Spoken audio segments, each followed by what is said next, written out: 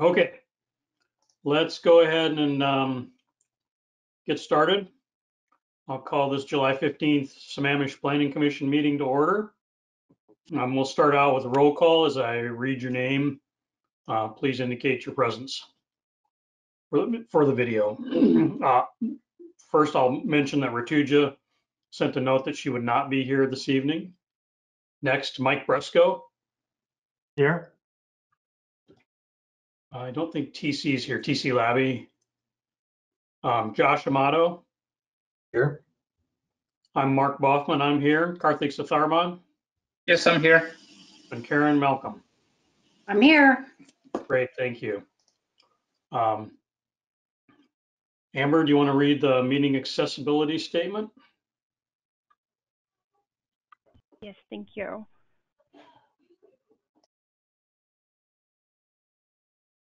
Okay. Pursuant to the Governor's Emergency Proclamation 2025, the city is unable to provide an in-person location for the public to listen to the virtual Planning Commission meeting this evening.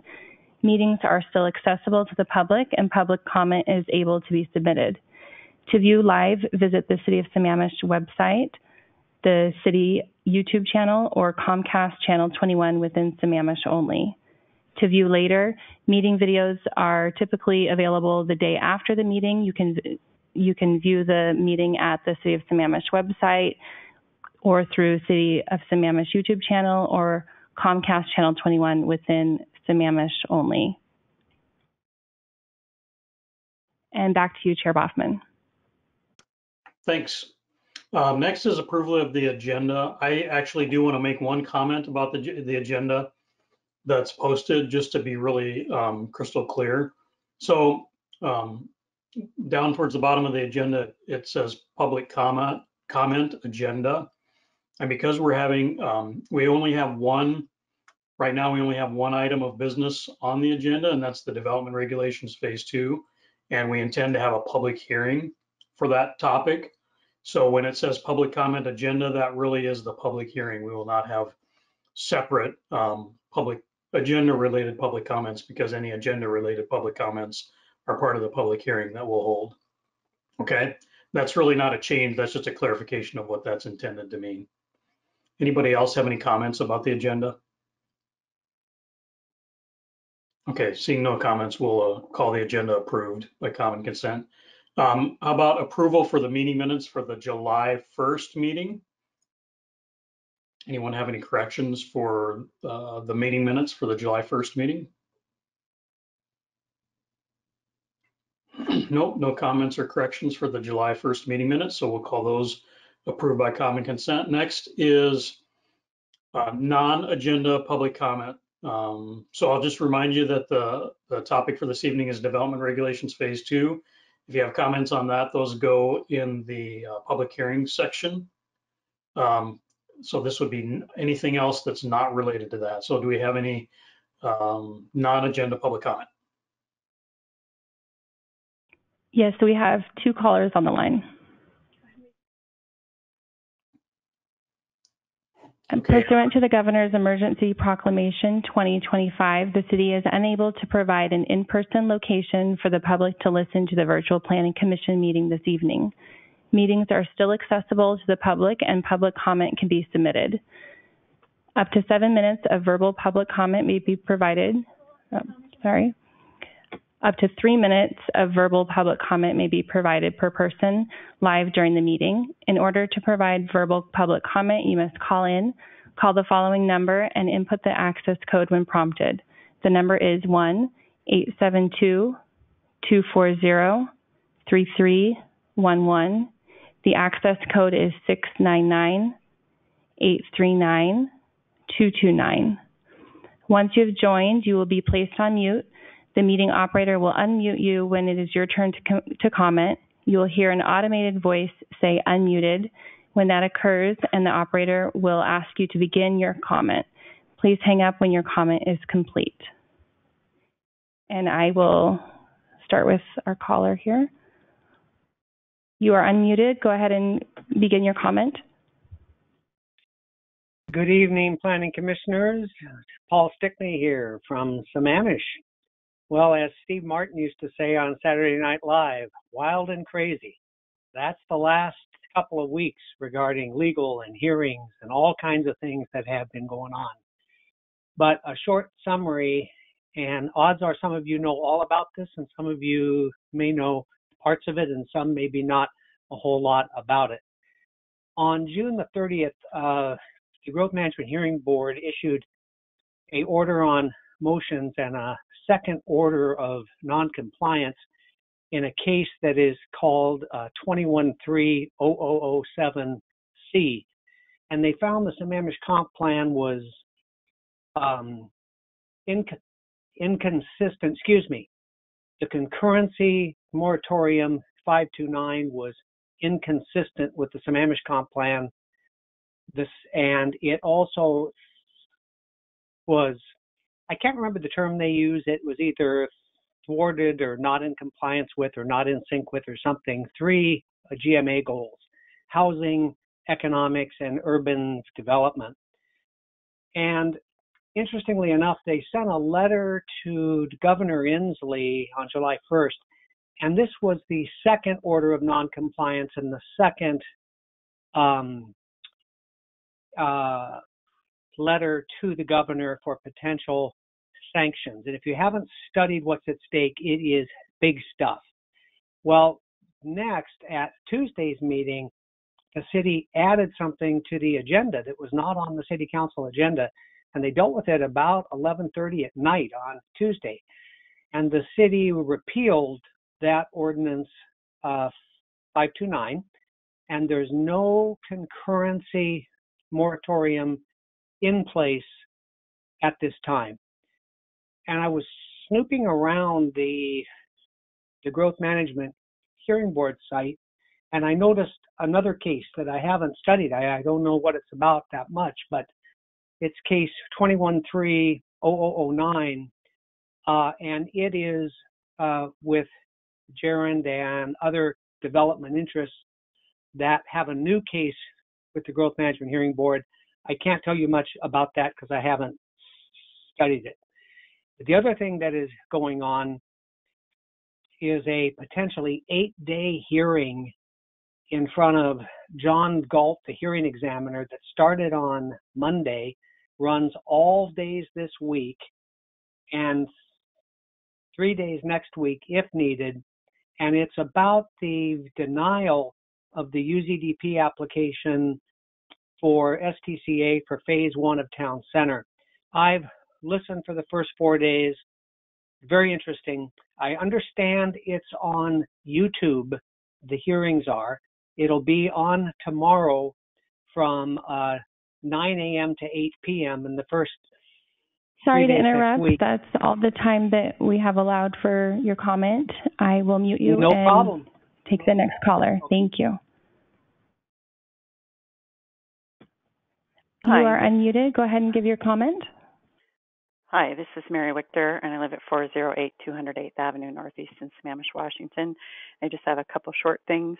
The last couple of meetings, I've been trying to ask what the process is for emailing information in and who receives it so that I'm not duplicating people, because I'm never sure if it's a good idea to inform and copy staff or if they're copied anyway. So I did a public records request for where does the Planning Commission at sammamish.us email go to? And it does go to, obviously, the 7 planning commissioners and the assistant person who used to be Jackie Belial and is now Amber Momberg. Welcome.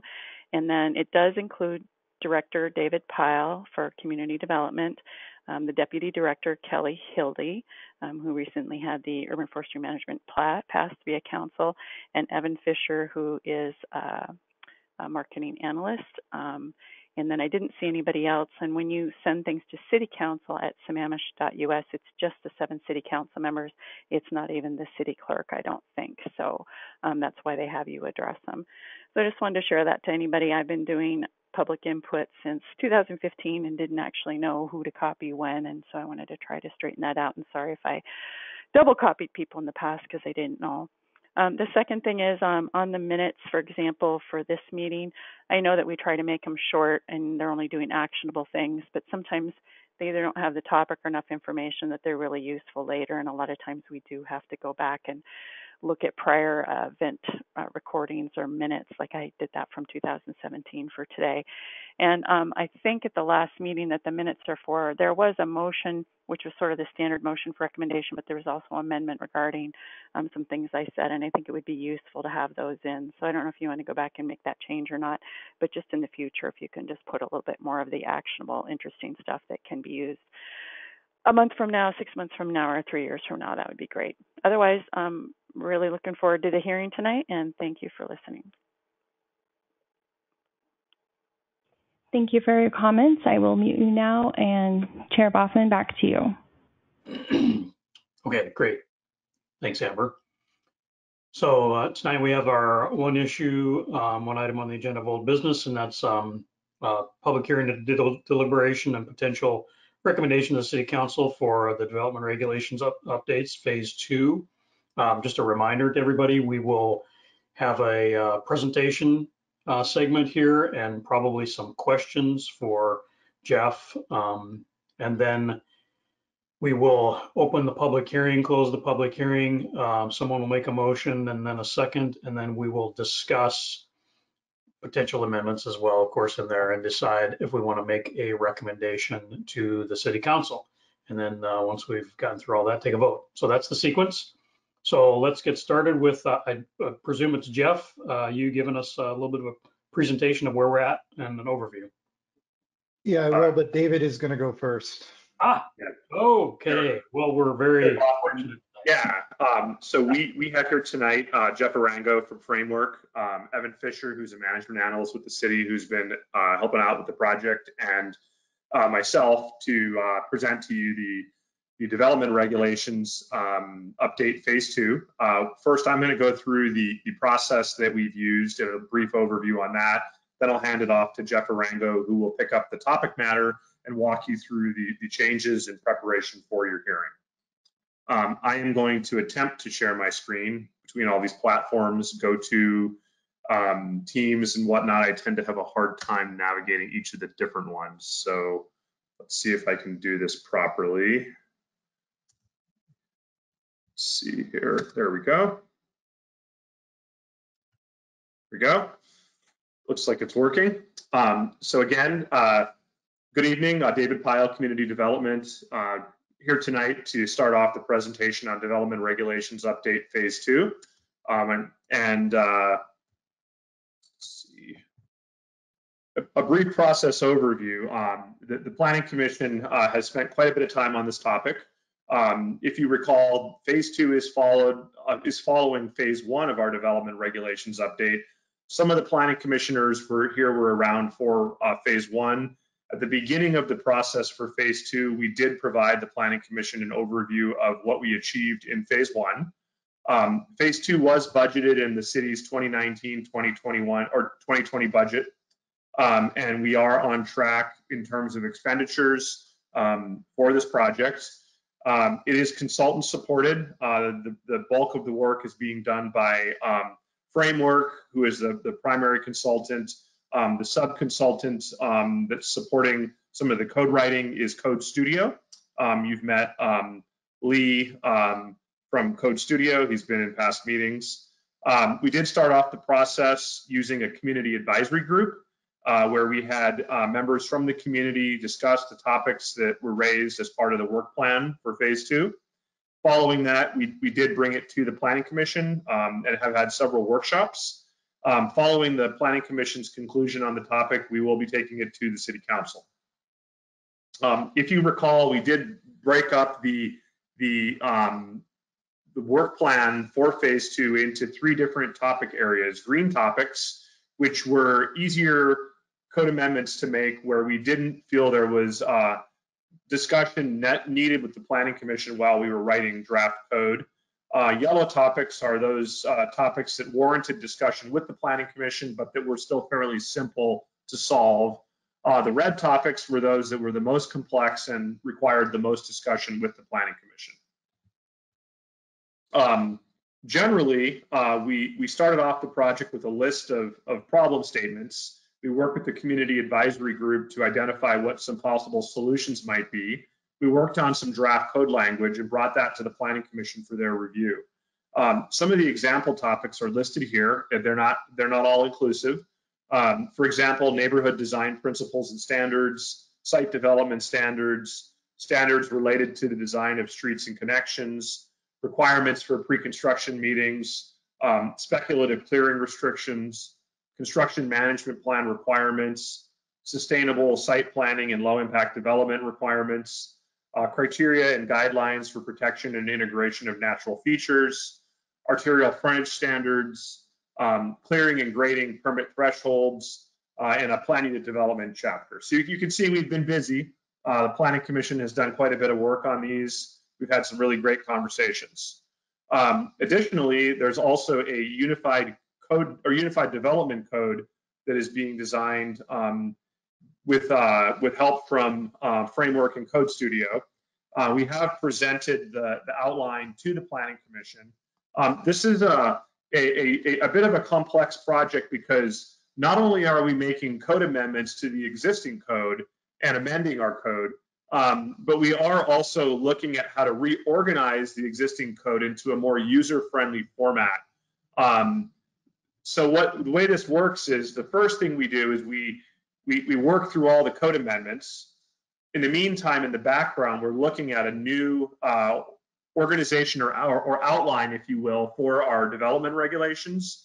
Once all of the code amendments are made and we have received approval to go ahead and move it into the Unified Development Code, we will go ahead and take the amended code and put it into the new format, the new outline.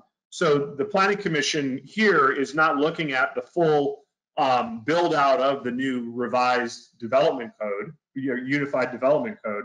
What the Planning Commission is looking at is code amendments to the existing code and an outline of how the new Unified Development Code will look. Once the City Council has approved all of the changes to the development code that we're looking at, all of those code amendments, what will then happen is we'll build out that final Unified Development Code that they ultimately will adopt and will ideally become effective on January 1st, 2022.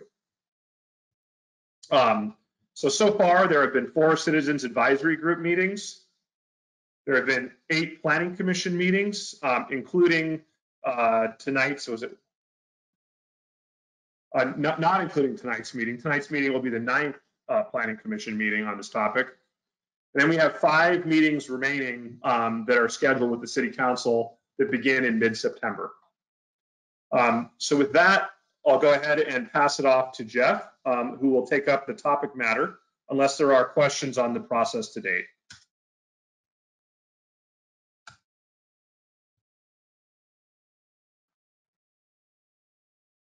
Seeing none, Jeff, would you like to proceed? I believe you're muted. Yes. Yep, there you go. Yeah. Okay, great. Thank you, David. Great overview. Good evening, everyone. My name is Jeff Arango again. I'm the Director of Planning at Framework and the Project Manager for our consultant team. Very excited to be with you tonight and be able to present our work today on this very exciting project. So kind of starting at the beginning, the project really has a couple of central purposes. One is to implement the wonderful vision statement that's in the city's comprehensive plan and ensure that development occurs in a manner that is consistent with that. And I would say the other piece of that is to address existing concerns in the community about the quality of recent or new development and its impact on the character of Sammamish. And I pulled in one of the responses from the survey that we did early in the project, asking people to describe how they view the impact of new residential development on the character of Sammamish. And you'll see that 39 and 48% or respondents indicated that it was somewhat worse or much worse than before. So trying to link up the vision for the community with the development regulations is one of our main purposes of the project. This provides an overview of the major elements that we are updating in the code, and David went through some of these already. The top three are really kind of the big ticket items. The neighborhood design standards, which is a new section that has been drafted in the new format for the Unified Development Code. Hand in hand with that goes the planned unit development code, which will provide some additional flexibility and design as a means to meet the objectives in the city's comprehensive plan. And then site planning standards, which typically would apply to individual lots or parcels as they're developed.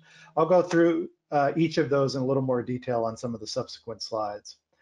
And then the other enhancements include improvements to the development review process. So new requirements for projects to go through project guidance, new requirements for a pre-construction meeting, new noticing and modernization of the notice requirements. And to make sure that particularly neighbors and abutters and those that may be interested in the project details have advanced notice and are also kept abreast of any changes during construction or potential impacts on the neighborhood. We made some substantial updates to the clearing and grading standards, primarily to severely limit or prevent speculative clearing. So when sites are cleared for development, it's going to be associated under the proposed language with a development permit or a land use permit. So undeveloped sites cannot be cleared until they go through that process and there's an understanding of what's proposed to be developed and how it fits in with the development standards. We've created a whole new section on how we deal with nonconformities. So both nonconforming structures, nonconforming uses, and conditional use permits as well. There are some flexibility that's been written in for single family homes so that there isn't too much of a burden on those properties as they may deal with some non-conforming situations. We've updated the standards for adequacy of public facilities and infrastructure. So this would deal with things like road access, sewer and water connections, making sure that some of the challenges that are in place now with some of the older subdivisions don't occur in the future and that we're addressing them early in the process. We've proposed some civic use standards that would deal with civic uses in residential districts, things like schools and churches.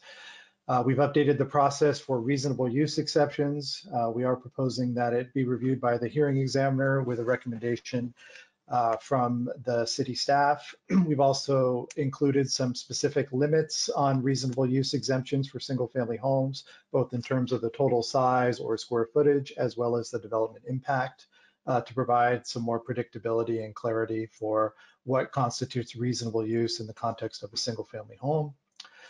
New requirements for documenting critical areas, particularly for single family properties. So there's a little bit more due diligence that's required up front, as well as some recording of information in the King County land records to make sure that any future landowners are aware of their obligations to maintain critical areas and their buffers from development impacts. And then finally, as David already went over, the Unified Development Code, which is an effort that will continue through the summer and into the fall, as we reformat and bring together several different sections of the municipal code to create a unified document that's more user-friendly and easier to understand and more effective for the city staff and other decision makers to apply to development permit review. So the first section I'd like to go over in a little more detail is neighborhood design. Again, this is in the new numbering system for the Unified Development Code. It starts out with the purpose, intent, and applicability. It is primarily applicable to plats and short plats and binding site plans, but there are a number of standards that do filter down to the design of individual parcels and sites. Using the same analogy I used a few moments ago, some of the problems or challenges in developing some of the older parcels and some of the older plats were created, when those projects were going through the subdivision process. And so the purpose of the neighborhood design section is really to prevent that from happening in the future. So think about how you're laying out your streets and your parcels, how you're protecting natural features, how you're providing access, things like that, so that some of the challenges of developing individual sites do not occur in the future. The design principles really are to provide more context around the intent of the design standards. They're not going to be the basis for making decisions on permit applications, but applicants will be asked to address how their project meets or furthers the design principles, but then the actual design standards themselves are what projects will be reviewed against. And there are intent statements that provide a little bit more background, and then the specific standards themselves that have to be applied to each project. And these are the categories that we've included in here: protection and integration of natural features, streets and connections, open space and recreation, which is a big topic because it directly impacts the size of individual parcels for development, how you design your parcels and sites, to be able to address the site planning criteria. So if you're looking to preserve more open space and have smaller parcel sizes, that will impact how those individual parcels will be developed. Parking, we'll consider both parking in the public right-of-way or on-street parking, as well as parking on individual sites. So that is a standard that will be applied to some degree to those individual parcels as the neighborhood design standards are being applied. Arterial frontages, we have a map that identifies the arterial streets, and then there are certain frontage types that are allowed. And there's one standard in there that deals with the width of the arterial frontage, and we've gotten a number of very thoughtful comments on that, and I just wanted to address that here in a little more detail. So in the code right now, there's a requirement for parcels that are over 5 acres to provide a 100-foot buffer. And there has been a number of comments that that may be too generous, that something maybe in the neighborhood of 25 or 30 feet might be more appropriate. And I would just like to clarify a little bit how that would be applied. So again, the emphasis is on larger sites over 5 acres. And in some of our early review of development projects early in this process, we see that a lot of subdivisions are providing more open space than is required. And so there's an opportunity to locate that open space along an arterial frontage. It can be done in a way that's not meant to minimize the amount of density that can be developed or the number of units that can be developed. There's also an opportunity to co-locate in that arterial frontage your recreation space, things like trails, your stormwater or green infrastructure. So in that sense, that arterial frontage could sort of serve as double duty in providing both the buffer to the arterial street as well as open space or green infrastructure. In situations where application of that 100-foot buffer would minimize the amount of development that could occur in terms of the number of units, there is some flexibility that's built into it. And so we think that the standard is flexible enough that it won't be too much of a burden. And we also think that because so many projects are already providing open space above what is required, there's an opportunity to just locate that along the arterial frontage so that we can minimize some of the impacts that the community has had concerns about for recent projects that front on arterials. And then the last piece is sustainable site planning. This deals with the design of your neighborhood or your subdivision, as well as providing more on-site stormwater solutions for larger parcels within those subdivisions. The next piece I'd like to go over is the planned unit development code. And planned unit developments are really intended to kind of bring together principles of subdivision or neighborhood design and site planning. So in a typical subdivision where you might only get very little detail on how the individual parcels would actually develop, under a planned unit development program, you would get more information on how those individual sites would be developed. So it might have individual building footprints and locations of driveways and landscaping and things like that, that you may not get in terms of detail for a standard subdivision. Provides flexibility in design as long as the criteria are met and that it's providing clear public benefits. As it's currently been drafted, it would be a permitted use in the R1 through R8 zone. We did not include it in the R12 and R18 zones, mainly because there's a relatively small amount of property that's zoned within those districts and would be difficult to apply the standards on a small scale basis. It's proposed to be a type 3 review process, which would go in front of the hearing examiner with a review and recommendation from the director. There are a number of regulatory modifications that can be achieved if the design criteria are met. Dimensional standards, particularly on the interior of the site, can be modified. So for example, setbacks on individual parcels on the interior of the site might be modified through this process. Street standards could be modified as well if there was a particularly innovative approach to street design, and then parking requirements can also be modified. There's a number of standards that have been identified that cannot be modified through this process. That would include critical areas, stormwater, neighborhood design standards, building codes, clearing and grading, and land uses. So the only land uses that would be allowed would be the residential uses allowed in the underlying district, with one exception, and that would be, again, if the criteria were met under the current proposal, there could be a small amount of neighborhood serving commercial space, could be retail or cafe space, or it could be a daycare or something similar. And again, these sort of modifications to land uses and regulations would only be permitted if the criteria were met. It's not an automatic guarantee. We've also added some additional review process, and namely that includes a conceptual review, which would be done with the director. That review and information would then go to the hearing examiner as part of the application materials for their review.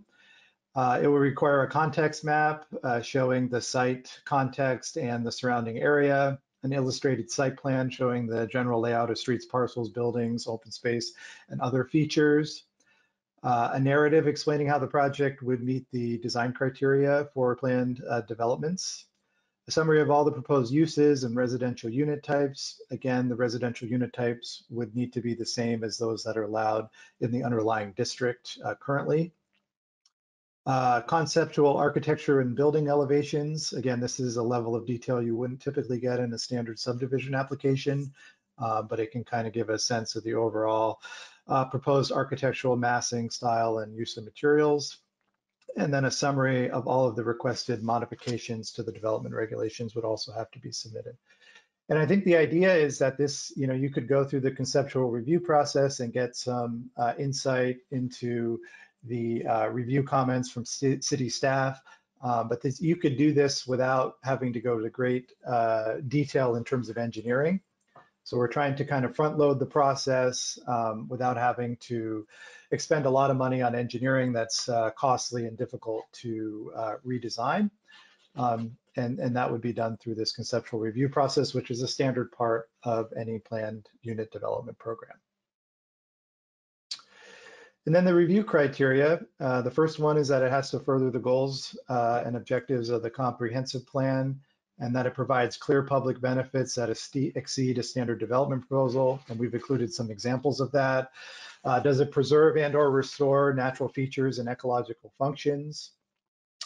Does it further goals for neighborhood connections for vehicles and non-motorized travel? Does it have appropriate transitions to adjacent properties that minimize impacts and further the desired character of Sammamish? Does it provide publicly accessible open space such as parks, trails, natural areas, or other types of open space? And does it provide a range of housing types, including single family, accessory dwelling units, duplexes, and townhouses?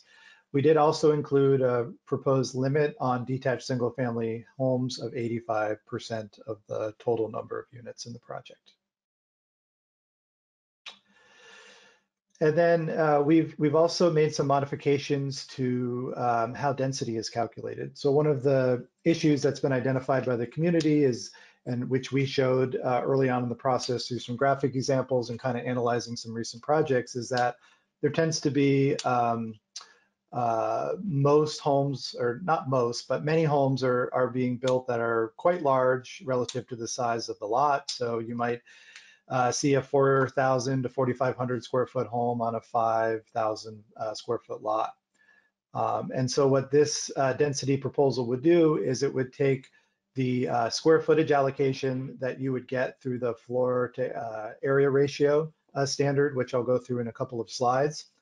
And it would basically allow you to take that allocation and divide it up into any number of units, but not exceed that same amount of square footage. So for example, you could have a 4,000 square foot home under the base program, and under the PUD, if you met the criteria, you could have two 2,000 square foot homes.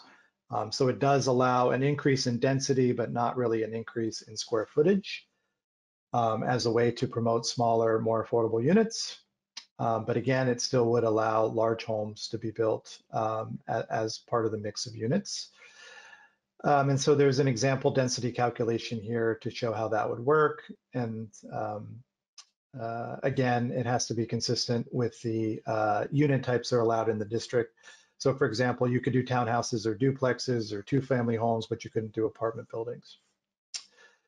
We also included a bonus for affordable housing. So for each perpetually affordable unit that's developed, it's either a rental unit or a for sale unit, there's an FAR bonus equal to the square footage of the affordable unit. So if there's a 1,000 square foot affordable unit, then you get another 1,000 square feet that you could develop as market rate units.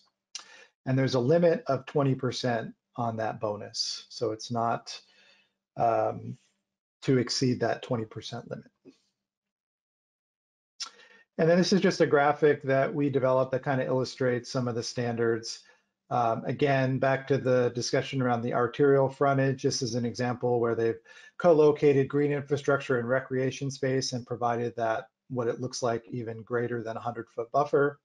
The streets are pretty well interconnected, and there's some off-site connections. You can see that the open space has been provided in exchange for smaller lot sizes. So you can see even though the unit types are fairly small in this example, the homes are closer together, and there has been some modification of those internal setbacks as kind of a trade-off.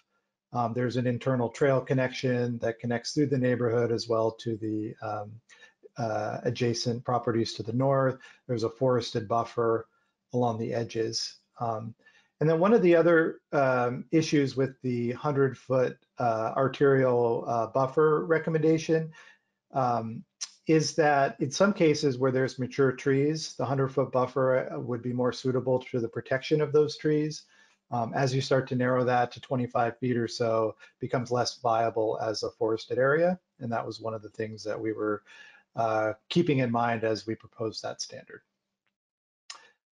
So again, a lot of flexibility. All PUDs don't necessarily have to look exactly like this, but I think this highlights, again, some of the features that would typically be in a PUD and some of the trade-offs for those. So the site planning standards, again, as I mentioned, there's a floor to area ratio standard, and it's proposed to be a limit of 0.5 with incentives for two-family and accessory dwelling units. So for example, if you had an 8,000 square foot lot, your maximum floor to area ratio for a detached single family home would be 4,000 square feet.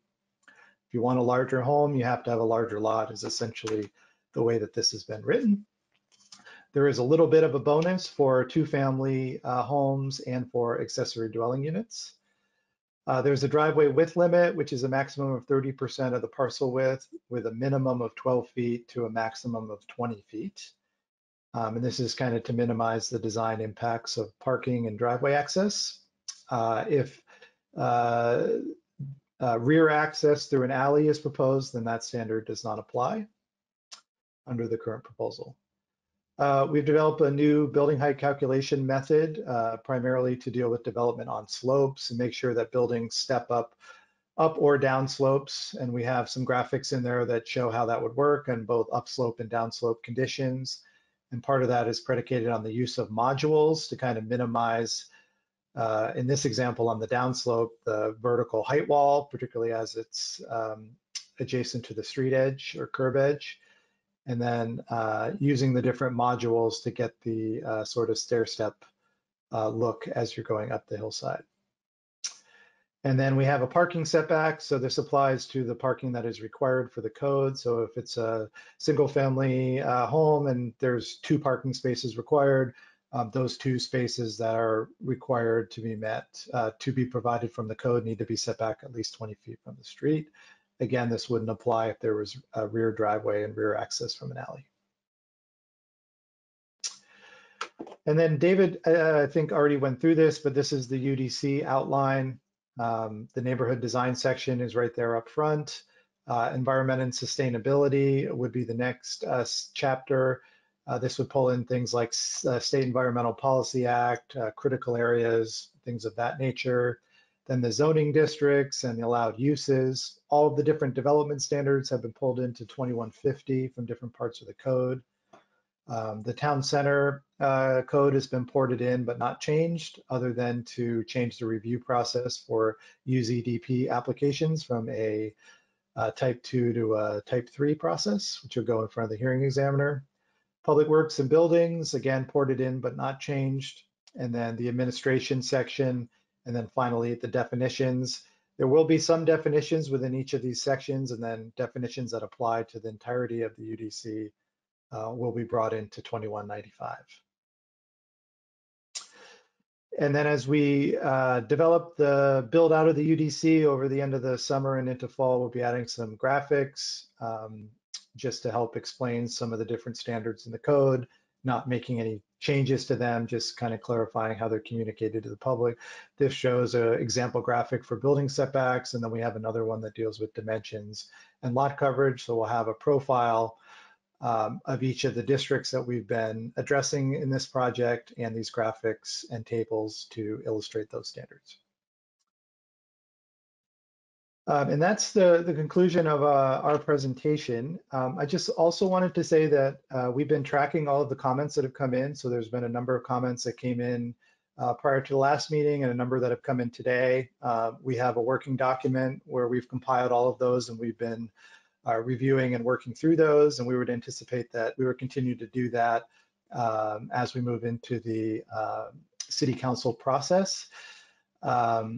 And we also, at the end of the packet, have a table for comments that we received either just prior or during the last meeting, and then a number of updates that we made from the July 1st meeting packet to today, and all of those changes are tracked in that table at the end. So if there's any questions or if we missed anything, please let us know. But we went ahead and made most of the suggested changes that were in there. So thank you again for the opportunity to be here, and thank you to all that have participated in the process. You know, this is not just a technical exercise. We really do need people's participation and input, and we've had that. So again, thank you to everyone that's donated their time and effort to make this project happen. So thanks.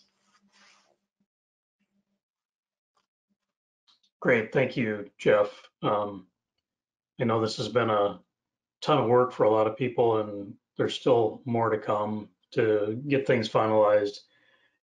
Can I just ask, you mentioned you're tracking comments that have come in. Does that include, there were some comments I saw from the 2 school districts, and given the nature of those, I think it's important to pay attention to those. Yes, absolutely. We received a letter from Tom Mullins from the Issaquah School District. So I have that in the document where we're compiling comments. There were several comments. One was about the proposed 100-foot buffer limit for parking lots. And so I think we should discuss that. And maybe one way to approach it would be to well, you could lower the standard to something more like 25 or 30 feet, or you could provide some exceptions in cases where that 100-foot couldn't be met. I did spend a little bit of time looking on aerials at some of the school sites in Sammamish, and there is definitely a number of them that their parking lots are sited pretty far away from the residential zones. And there are other examples where I think that would be challenging. So I think in cases where, it can easily be achieved and the parking lot can be away from the residential areas, I think that's preferable. But I think in cases where it would prevent a school from happening, then we probably need some flexibility. So just to say that we're tracking all of those comments that came in today, and I think we have all of them in a compiled Word doc that we're going to be going through. Yeah, that's great. I don't think, in a lot of ways, most people really anticipated a lot of regulations being added to control schools as part of this. Although there are some good things in here, I'm not sure that was really an objective at the beginning. So I want to make sure that those are paid attention to. Yep. Do others have questions for Jeff or for David? Mike, it looks like you do. No, I have just actually a follow-on to that, a clarification. So you're tracking, you've noted the comments. I presume that some of those will be made in changes and others may not be prior to taking this to the council.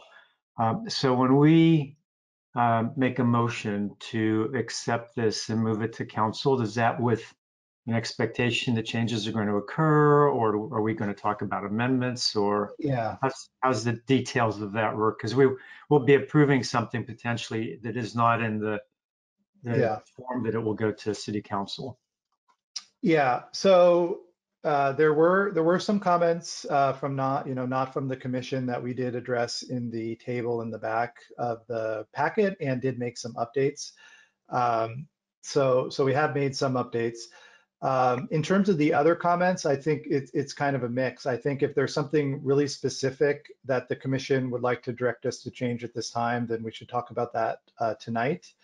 I think a number of the other comments will take some time for the staff to and myself to work through. And I think we would propose to do that over the summer and address that with the city council. And then, and David, correct me if I misstate anything, but if there were, and then any changes that would be made would then, I think, be filed with the Planning Commission so that the commission was aware of those.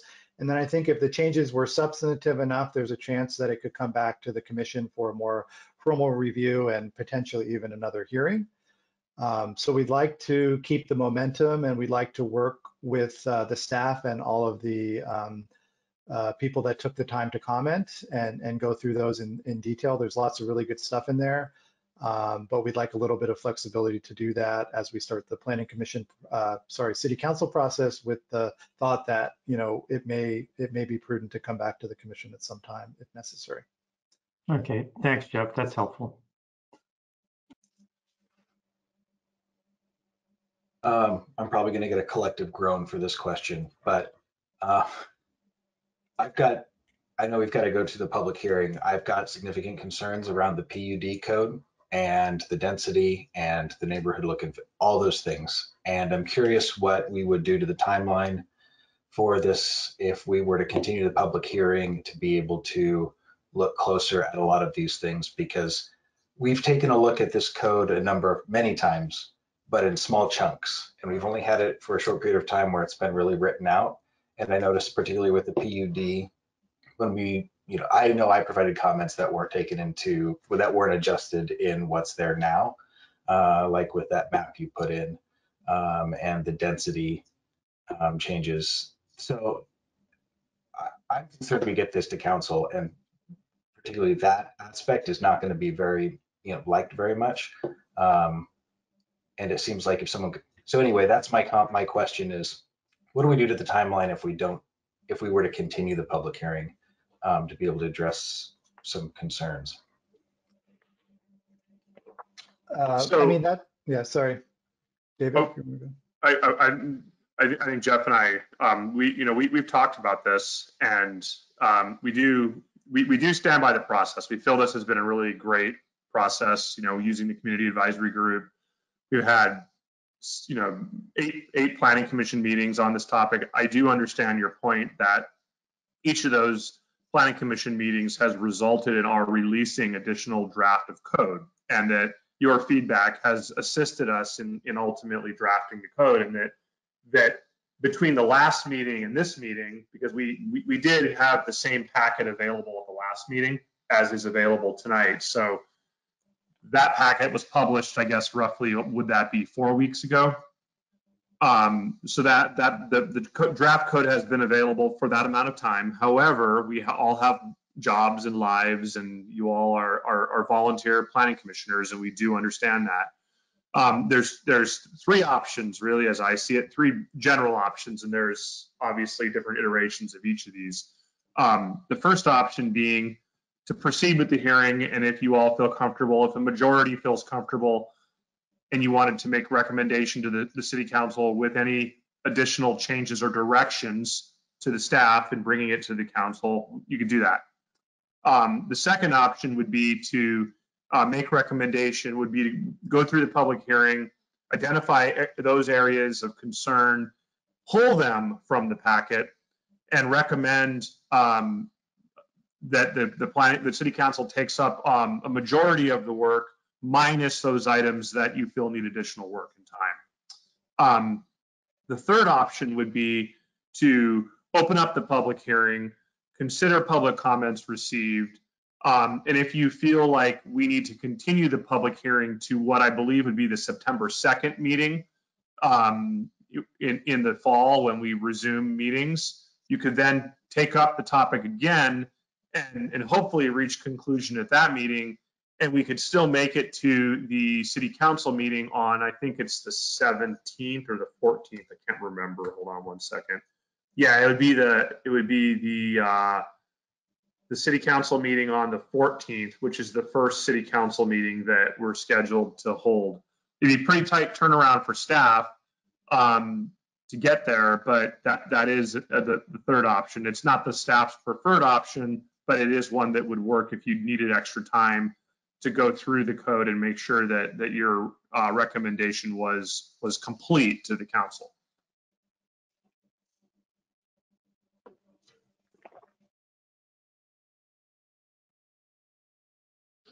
Okay, other questions at this time for either David or for Jeff?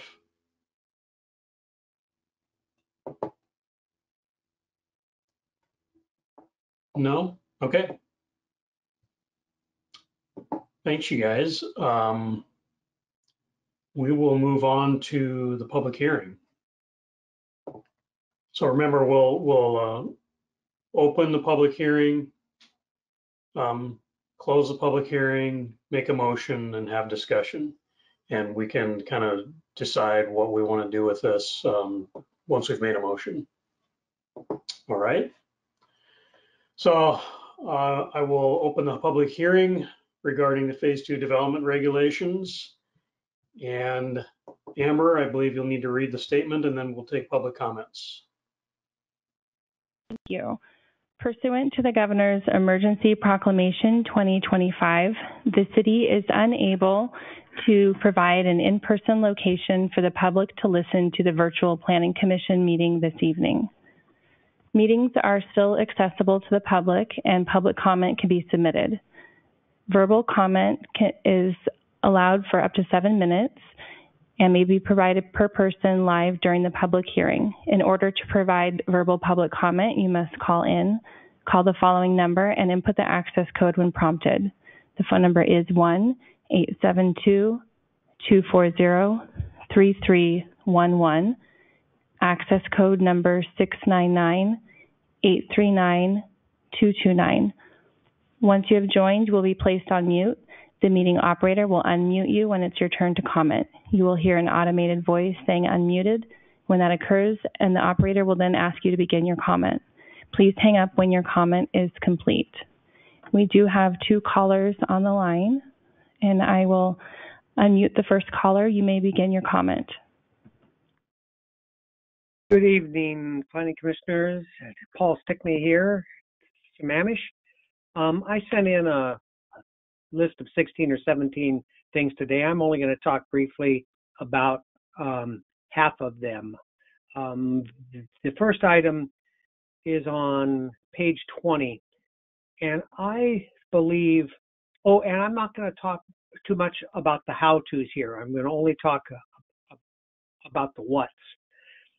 I think there should be some sort of language to, differentiate the neighborhood characters for R1 as one grouping, R4 and R6 for another, and R8 and R12 and R18, because I think those 3 subgroups are distinctly different and should have somewhat unique applications of neighborhood character, which I completely agree with.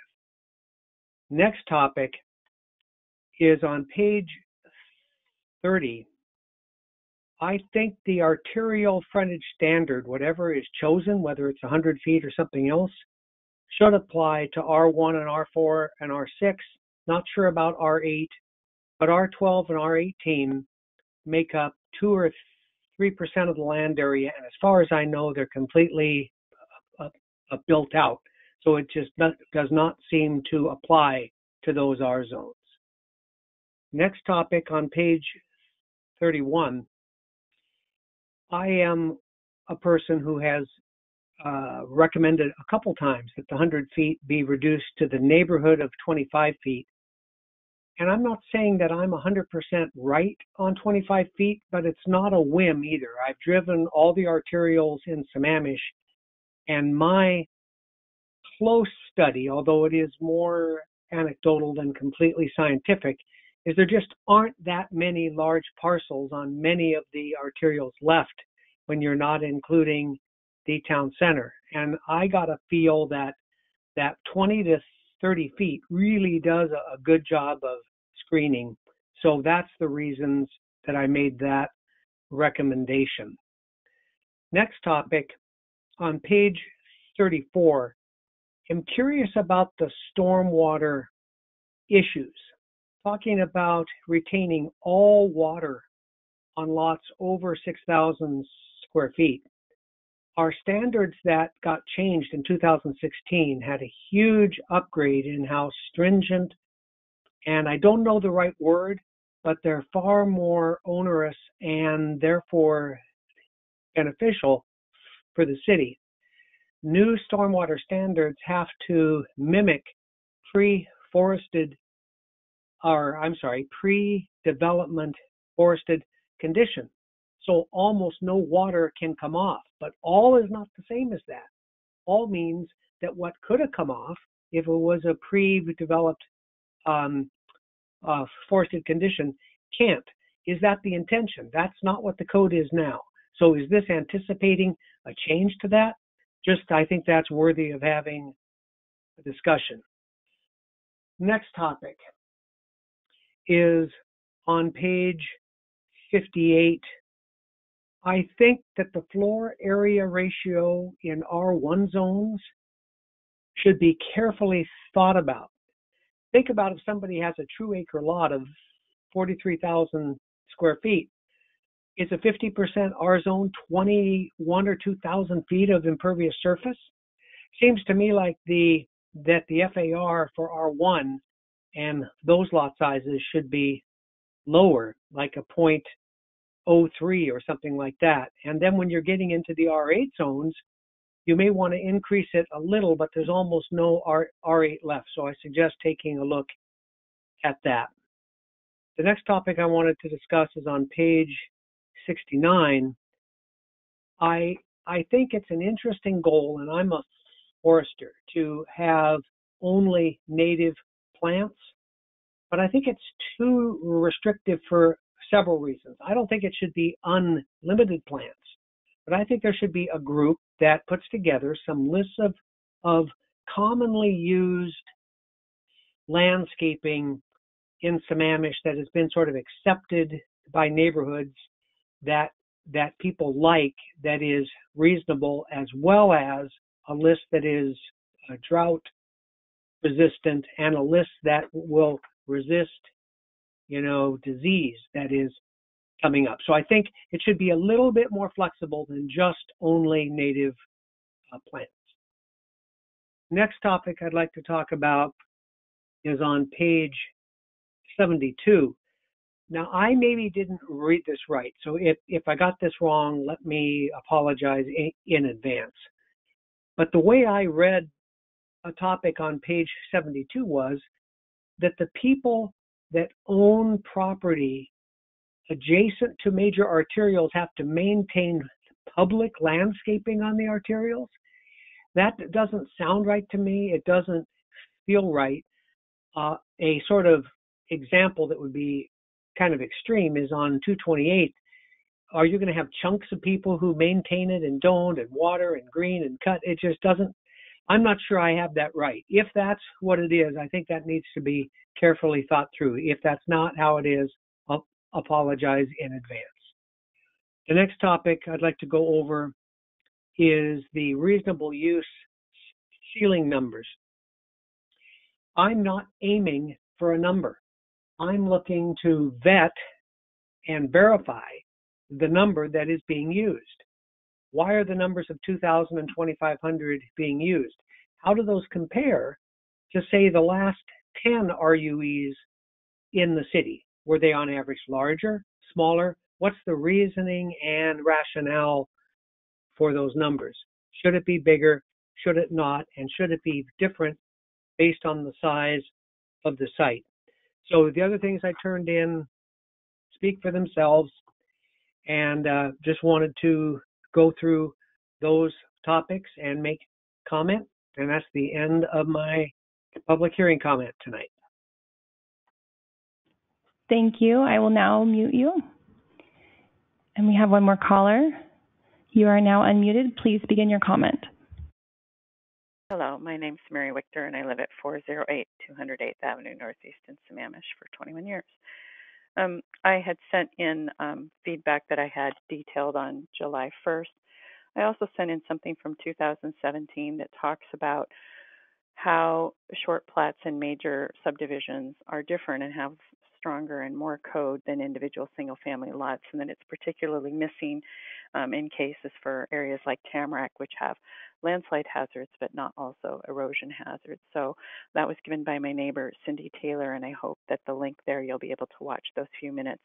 And there was another couple that I remember speaking about. They're above the Parker plat, which I believe the city has bought that plat now for open space. But they've just seen over the years that their septic drain field is sort of washing away, even though they have a lot of room. So I think those are just important inputs to listen to and see them live, even though they're from 2017. And then I also sent in more detailed stuff from tonight. And I guess the stuff in the neighborhood design, a lot of it's really great.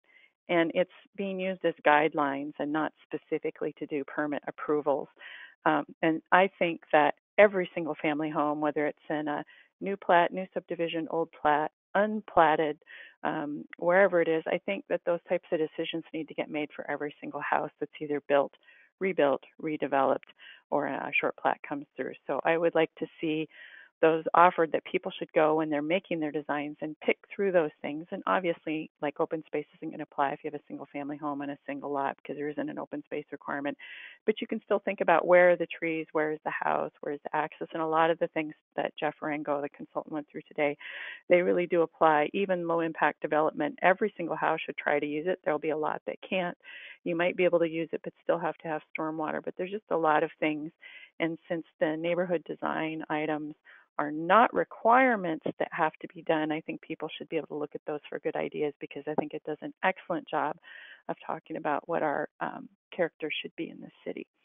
So I think that's very worthwhile.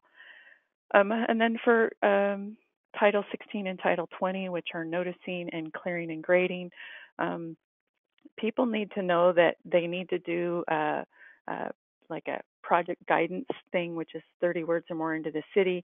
It gives them a feasibility number, and then they may or may not need to have a permit. People aren't doing that. It has to be reported, and then the complainer has to tell the city has to follow up with code compliance, and we're just having stuff done. So we need things happening now, today, in practice that get carried forward with this code. Also, a lot of people don't know if they live in a critical area or even how to look that up. So we really do need to get this stuff in and passed, and we need to tell people how those tools and where they are. There's a thing called a notice on title, which used to be a sensitive area. It's now a critical area, and that language still needs to be updated in a few places. But the notice on application and notice on title, those really need to happen. They haven't been. The city hasn't done them sometimes. The format's still using King County. And what that does is, if you're somebody and you buy a house, and people have to buy houses quick these days because they're not on the market for very long, it tells you what the limits are and what things are on the house. And that's why, like, the site planning and some of the tree things that are getting added, that those have to be recorded, are so very important. So it needs to happen currently with what the current code. It needs to happen in the new code. We need to make sure that there are no holes. And then I didn't write this in any of my inputs, but I just remembered it. Somewhere in the things presented by Jeff Rango, there's a limit on how many affordable housing units you can have or that it qualifies for. And I guess my question is this. I had sent in some Kirkland bungalows, and there's also some cottage examples where people have smaller homes on smaller lots so it's more dense, but they're very nicely done. And if we could have that in Sammamish, I think it would be awesome. I think it should be supported by the new code. And so instead of saying, hey, you can only have up to 20%, if somebody can design something really well for certain uses or maybe senior uses, I think that just having a maximum for affordable housing might be something that there should, if you're going to put the maximum, that there should be exceptions to. Also,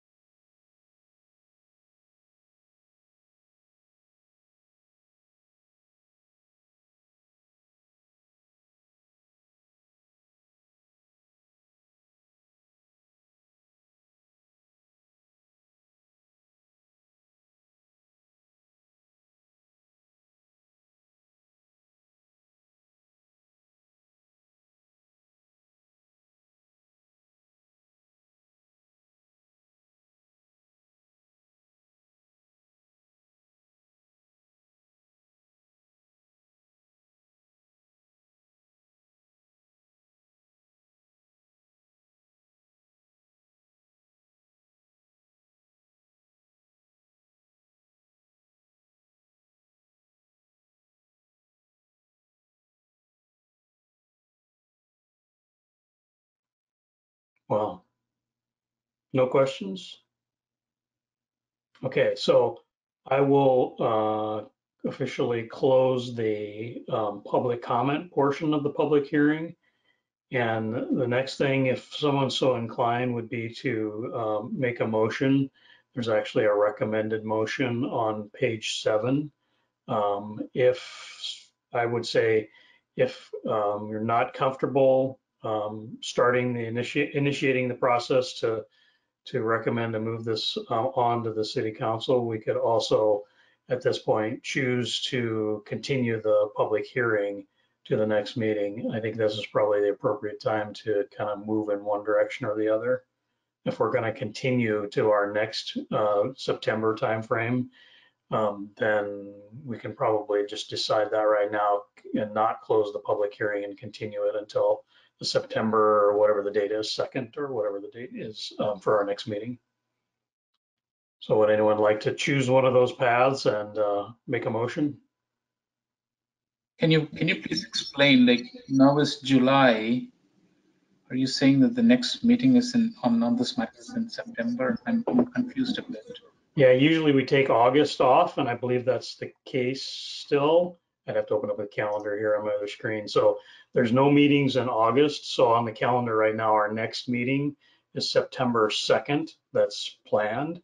And so, as I think maybe it was David described it earlier, if we feel like we can't get to the point of making a recommendation to the city council because we need more time, we can continue this public hearing to the next meeting, in this case, which would be September 2nd, because that's just the next meeting we have on the calendar, and continue the discussion at that time, and hopefully by that point resolve whatever remains and be able to make our recommendation to the city council at that time, which, although it shortens up the time for the staff to do their work to be prepared to go to the city council, I believe what David said is that it would still fit generally within the time frame that was defined and as the goal for moving this along to the city council.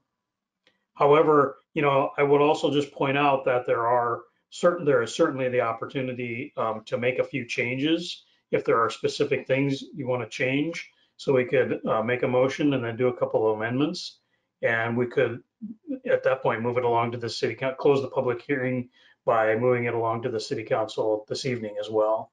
That certainly works fine. And it's always in these kind of complicated things, I think it's reasonable to acknowledge that there's a balance between wanting things to be perfect or continuing to make progress and move things along, and have to individually decide, what you think the right thing to do is here. So I'm open to someone making a motion or otherwise commenting. I have a question. Is there time for, if we were to continue, would there be time for 2s and 3s to be able to go over any concerns?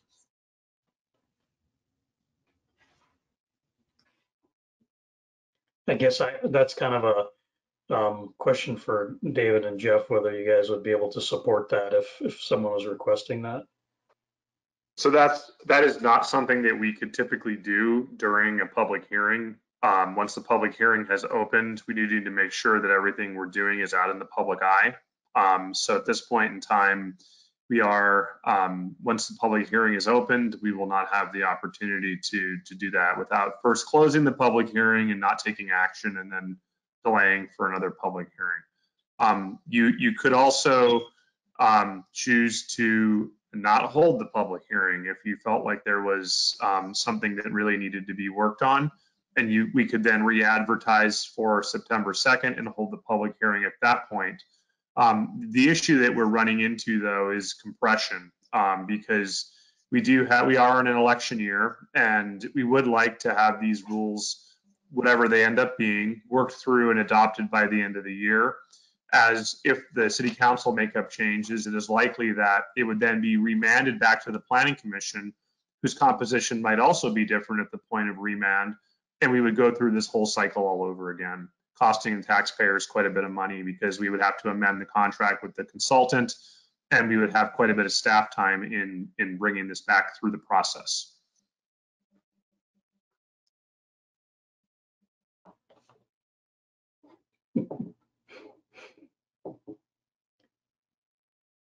I would encourage that we, perhaps the thing to do is to pick a path here. If someone would make a motion to move this to the city council, and then maybe the discussion will lead us into whether we can move to a vote or not.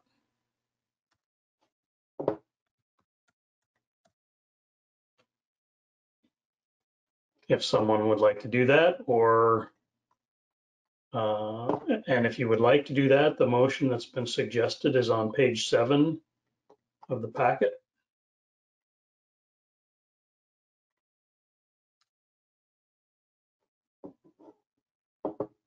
No? Well, to move forward, I'll take a shot at that. With the understanding that the input from the public hearing and the written comments from the public are being taken into consideration, and modifications will occur through that. So I move to recommend to the City Council the proposed draft development regulations, amendments, additions, and Unified Development Code as outlined and presented in Exhibits 2, 3, and 4.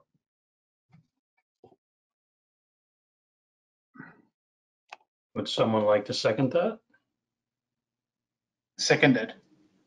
All right, so it's been moved and seconded to consider recommending this to the city council so we can have discussion here about specific things.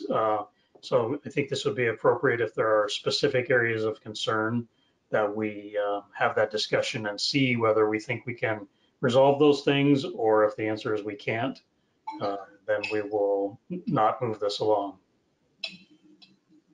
I guess maybe I'll just start out in saying I think that there's been one thing I'm not entirely comfortable with at this point, although I'm not sure if it's a big enough rock in the road, is the reasonable use exception. It seems like there's been lots of questions and public comments about that particular topic. I understand why. What I would say I am not completely clear on is how often that will practically become an issue, and I'm pretty cautious about allowing that to hold up what is otherwise a body of really significant improvements to our development code. So I'm not sure which side of the fence I would fall on that, but that is certainly one area of concern I have, is that it's possible, at least in my mind, that we may, or others may need to do more work on defining what a RUE actually is in the future. And maybe that's not a difficult thing to do. And maybe the city council will have the same question and ask for further definition when they go through this discussion as well. That's certainly one area that I had some concerns about.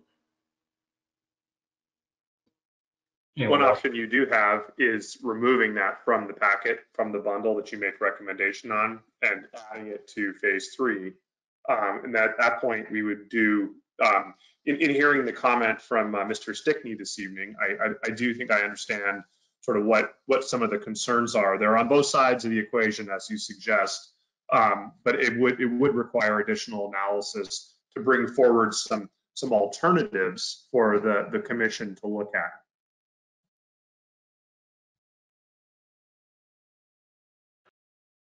Do others have comments that they'd like to discuss, concerns?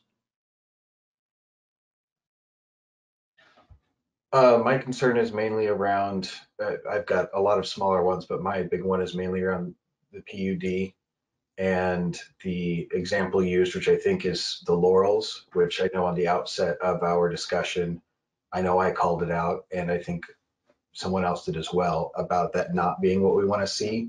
And this is the exact example in the code here of what we would want to see in a PUD. And I don't think that's what the community wants to see.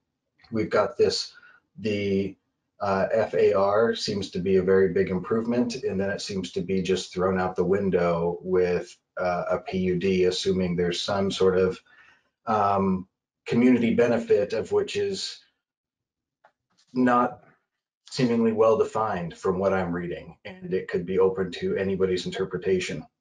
Community benefit could be the increase of affordable housing for the destruction of more trees, and other people could think that would be the opposite.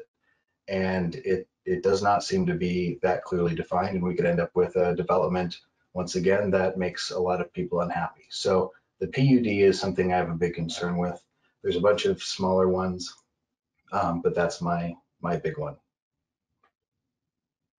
And not to say I like the idea of a PUD and being able to create those, but I just don't know that the code we have now works for Sammamish.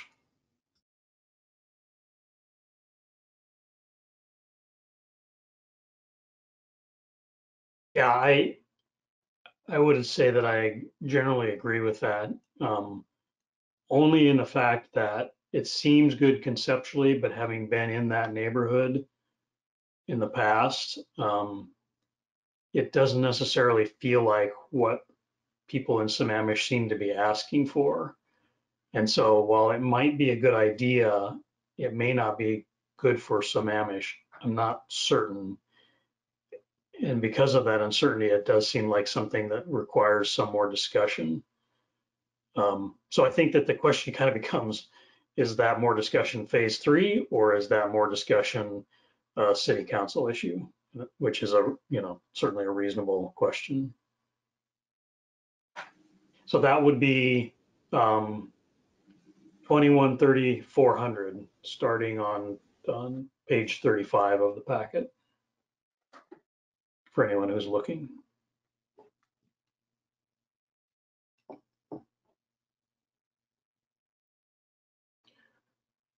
Anyone else have specific things they'd like to talk about?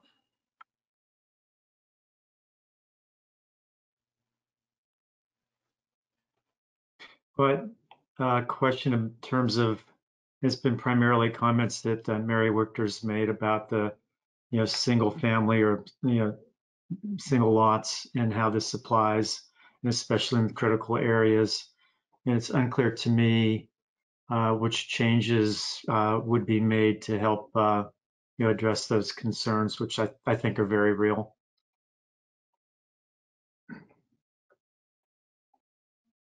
Would you like me to respond to that? If it's appropriate, yes. Thank you. Yeah, sure. So I'll just, I guess, first reiterate what I said earlier, which is that some of the neighborhood design criteria, again, do filter down to how individual parcels are developed.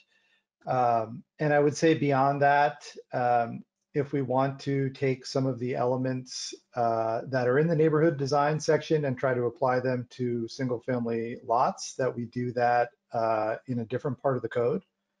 The neighborhood design section really is, again, focused on neighborhood planning issues and some site specific issues, but generally those are addressed in the site planning criteria. So, and this would be our intention as we work through those comments, would be to look at opportunities to do that. But I wouldn't recommend just applying the neighborhood design standards as they're currently drafted to individual lots. I think that would be unwieldy and difficult for the staff to consistently apply in a manner that's reasonable.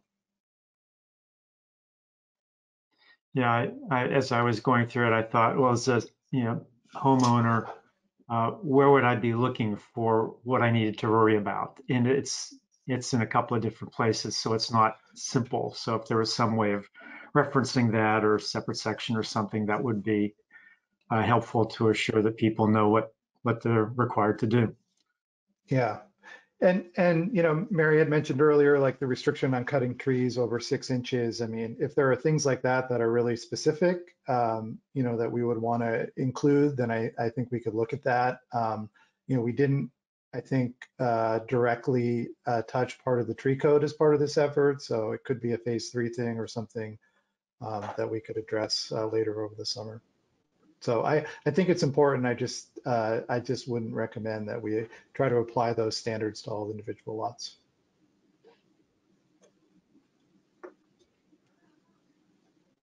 It kind of seems to me that that's one thing that could be an additional item, right? That would get added as a work task versus something that is necessarily to be changed of what's existing within the proposed code right now. It's a pretty nuanced difference, but there is a difference in that there are things that can be done additionally, but then there are things that if we're not satisfied, they would have to be changed, and going back and rehashing things that we've done is probably not the objective. Yeah. Whereas adding additional items on the list, while there are certainly implications, could be done. And I think perhaps the way that this gets applied to more single family home developments might be one of those added items to the list. Yeah.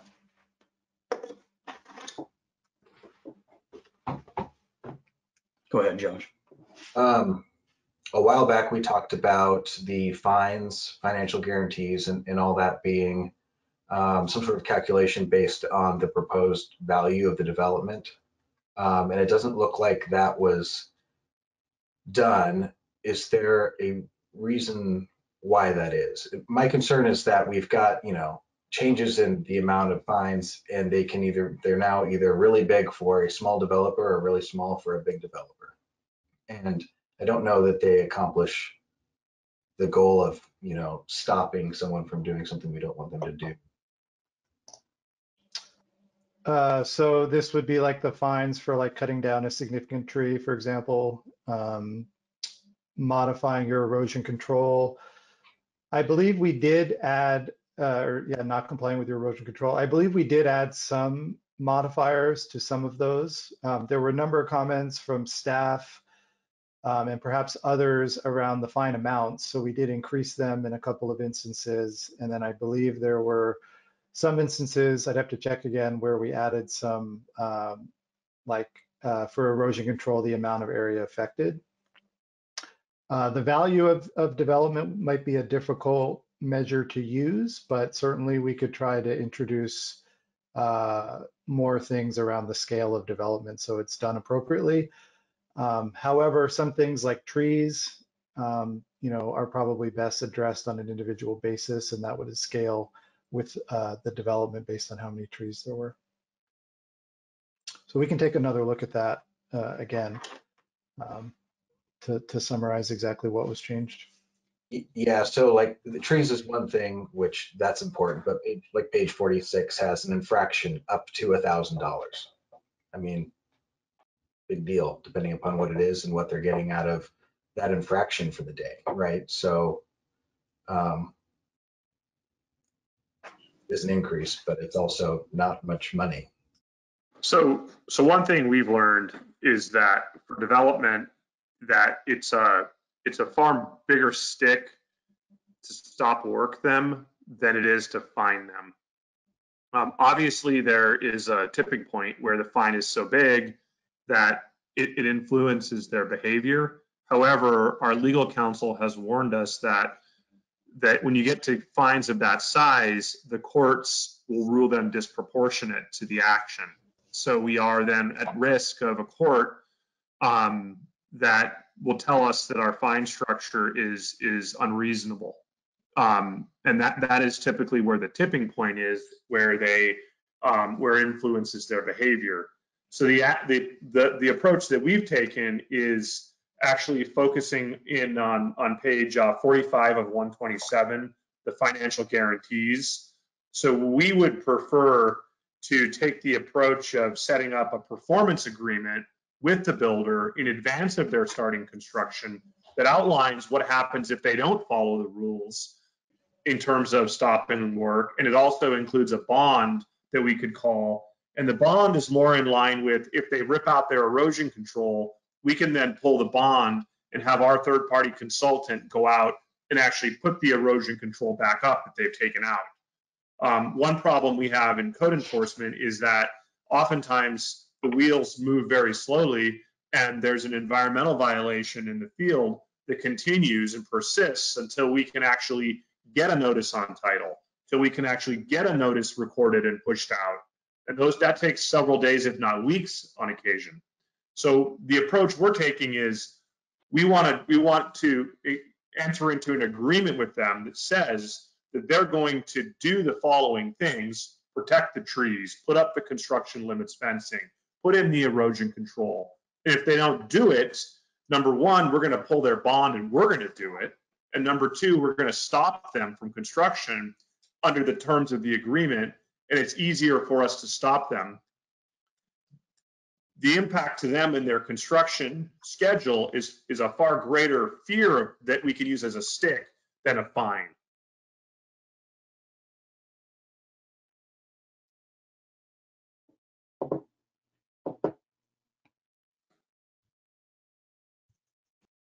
Working in that world, I can tell you that that's definitely true.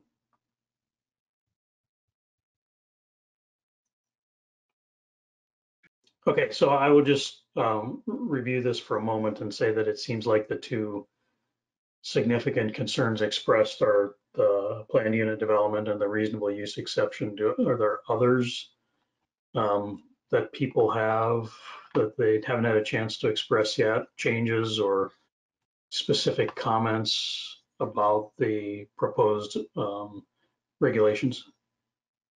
So one of the things we discussed in one of the planning commission meetings was the usage of words like minimize and so on, I still see a lot of, subject to interpretation sort of words in the code.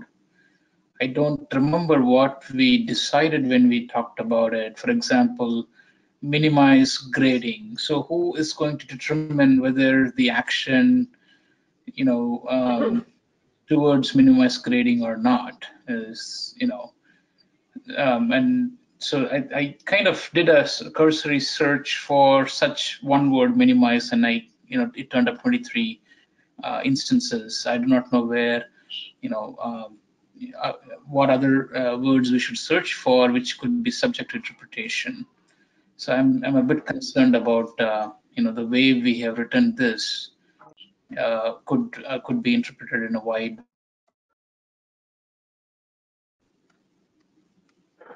Yeah, so part of it would depend on where that term is being used, right? So in the design intent statements or in the design principle statements, the language is a little more subjective.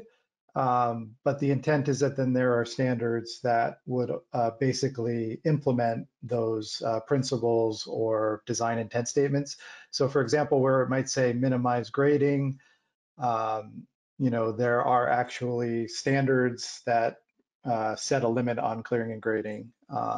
But at the sort of neighborhood design level, we want to communicate to folks that that's a goal for when you're designing your subdivision or your neighborhood. So sometimes it comes down to how the term is being used. And I would just say that the neighborhood design section in general will use language that's a little bit more subjective by intent because it's intended to apply based on the specific context of the site and the surrounding areas. So if it said you should preserve mature trees, you may not have any mature trees on your site, therefore that wouldn't apply to you. So sometimes there are nuances to how the language is being used, but certainly as we get towards the end of the review process, we'll do a full review and another copy edit of all of it and look at that wording and make sure that it's been appropriately applied. And we've also had a number of comments in this regard from the staff as they have reviewed it and made a number of changes already to some of the terminology.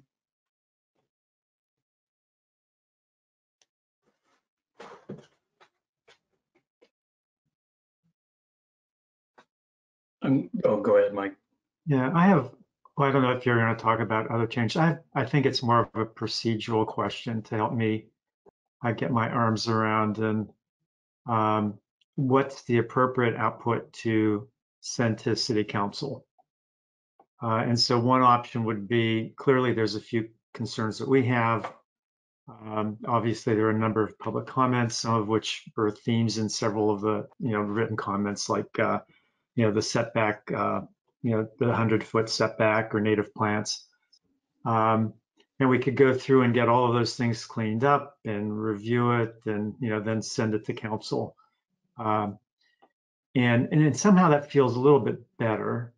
But the other option is to say, okay, Jeff, you've heard, David, you've heard the comments that we've made.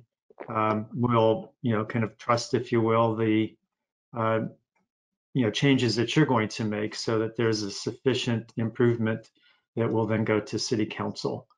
And depending on which of those routes seem to make more sense for moving this around and being judicious and appropriate in our duties to council, that would make a difference in how I would vote whether we actually move this forward or not.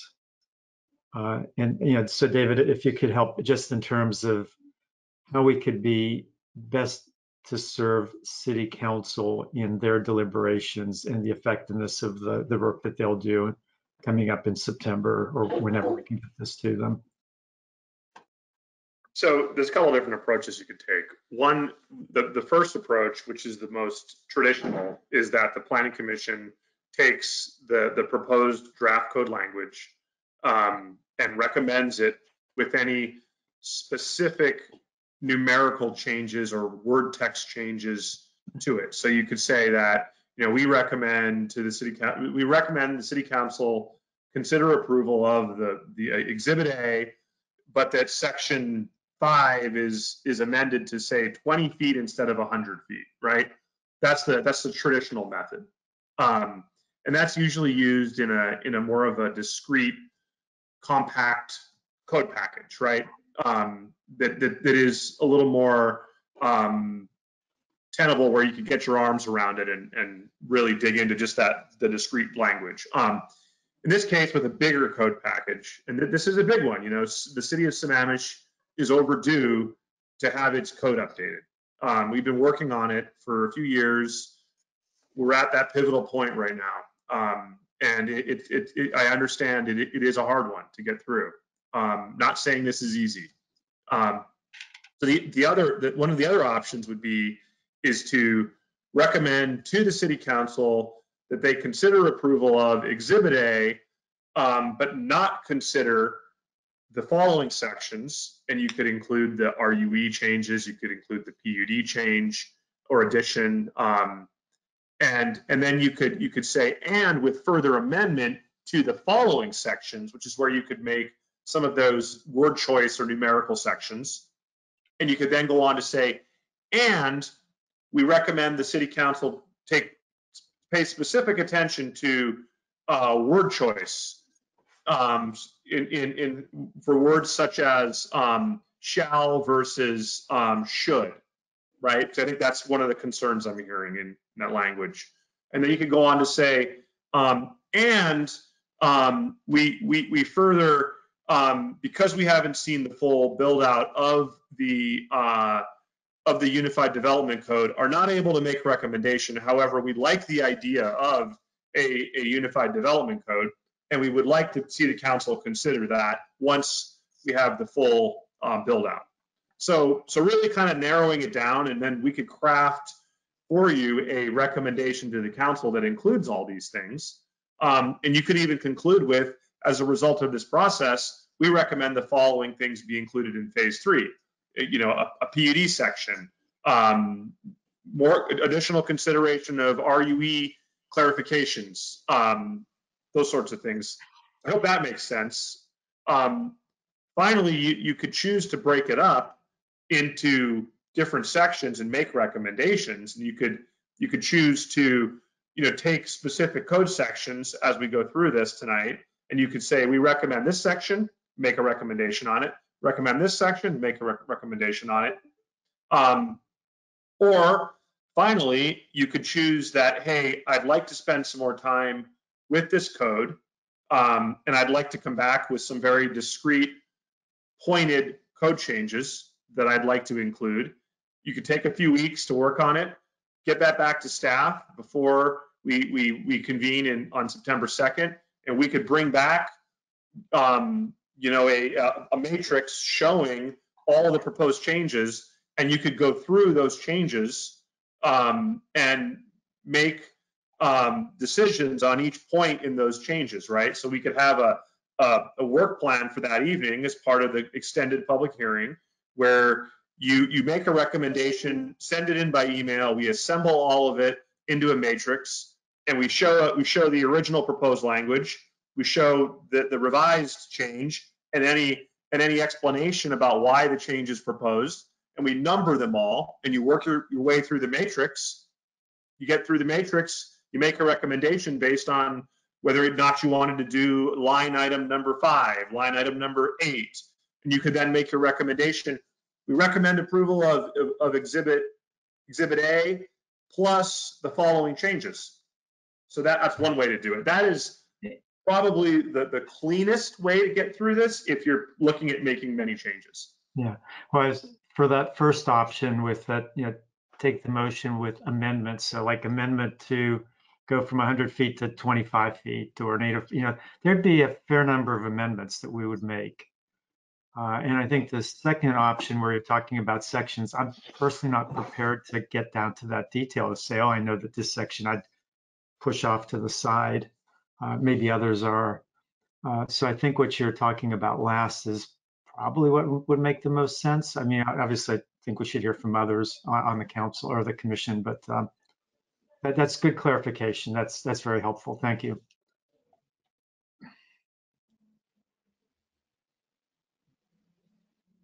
I think I second what Mike just said. I think I'm leaning towards the third option because I don't think we are ready for the first or the second. At least I'm personally not ready. So for what it's worth, that's my thought process at this point. So if we close the public, sorry, Mark, go ahead. I was going to ask Karen if she had any questions or comments. She's been rather quiet here, and the rest of us are not making a huge amount of progress forward. So I thought I'd ask her if she had any wisdom to add. You're muted, Karen. I agree with Josh's his suggestion or his objection to, you know, the Laurels, that whole scenario doesn't really reflect what we want. So, and when I say we, I'm saying Sammamish, people of Sammamish. So I think there has to be some work done there, as well as the other things that people have brought up. I mean, we want this to be good. We want it to be a good thing. So I'm not sure the best way to go about it.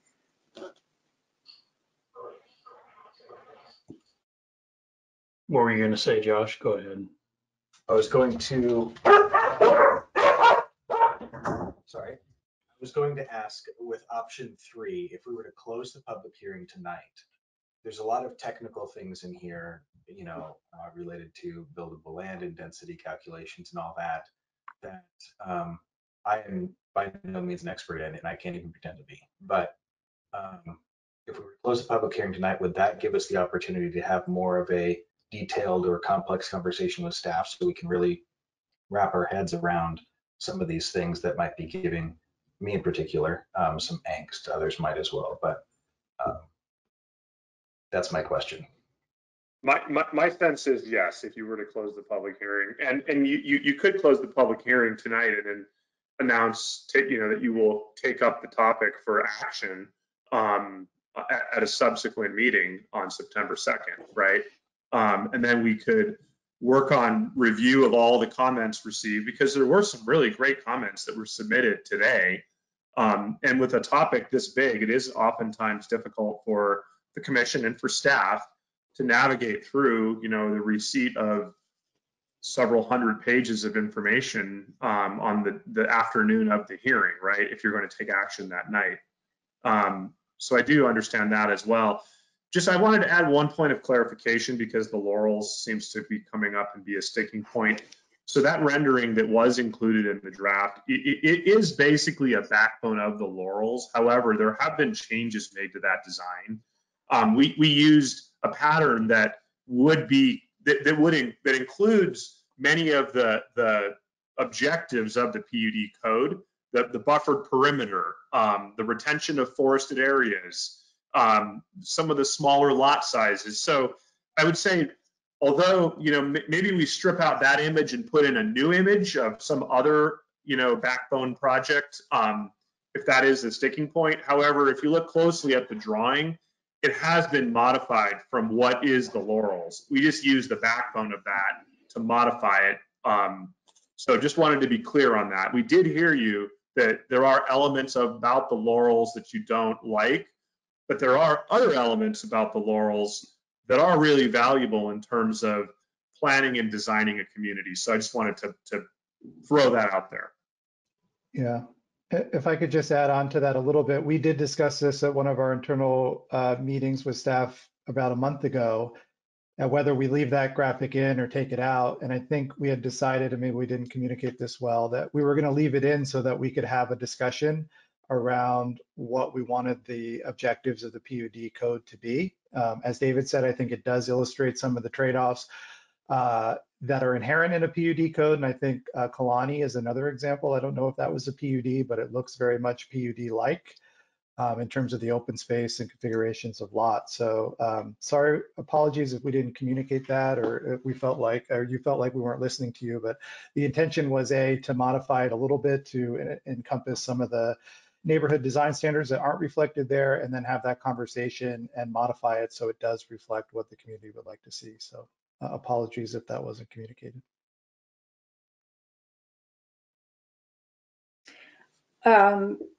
Maybe you could walk us through the changes that you made to that, the first, the Laurels one, because I just can't get out of my head what the Laurels looks like.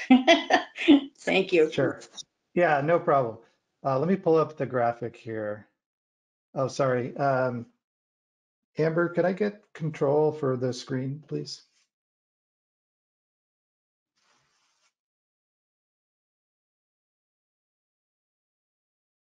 Great, thank you.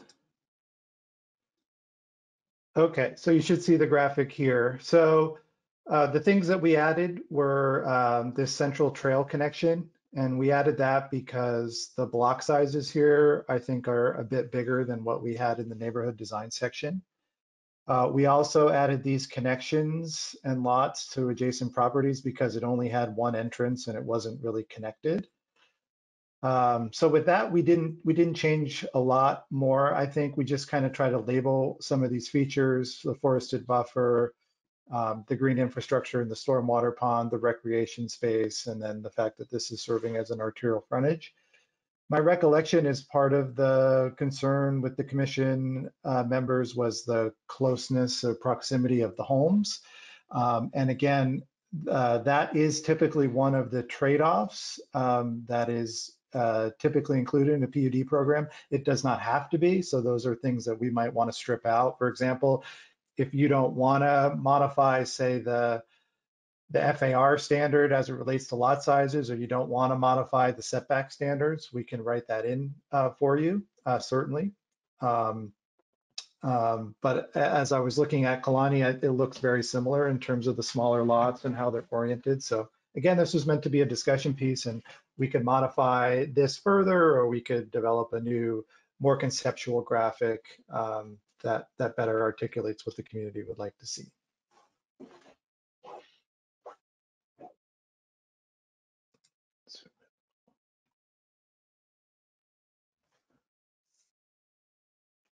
I think just as a comment, it's worth noting that, the plan unit development code that's kind of starting on page 35, it's written in a way that's pretty clear what's allowed to be a variance from the rest of the standards, the rest of the code. So dimensional standards, not height, but other standards, related dimensions, so setbacks, that sort of thing, street design, parking requirements, and density. And then it lists a bunch of things that are not allowed to be modified.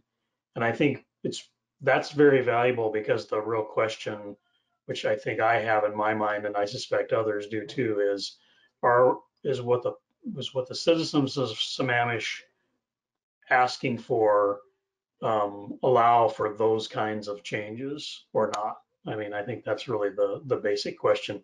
Whether it looks like the Laurels or not, it's a question of, are we willing to allow a sheltered by buffers neighborhood that varies in the dimensional standards and the parking requirements and the density? And I'm curious if Josh kind of thinks that as well, but because you originally, Josh, brought up this section, but that's my perception of it, is that the way it looks because of the density and the dimensional changes is really what people would kind of object to. And a lot of the rest of it still has to comply with the rest of the code anyway.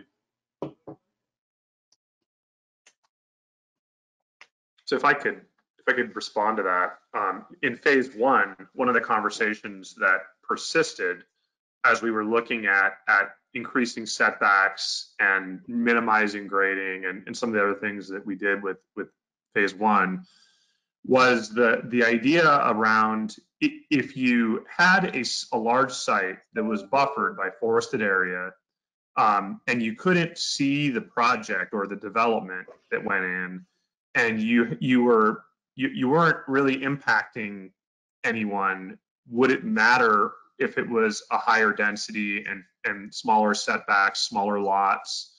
And that the issue here is that we are up against some, future growth will occur, and we do need tools in the toolkit to allow for some diversity and development in our neighborhoods. And we're trying to find ways to allow for some areas of increased density on larger sites when it doesn't impact anyone in the surrounding community. And that's what this image is trying to convey. The frontage on the arterial is buffered significantly. The perimeter around the entire project is buffered fairly significantly. And in this case, it minimizes impacts to the adjacent existing patterns, someone's backyard, if you will.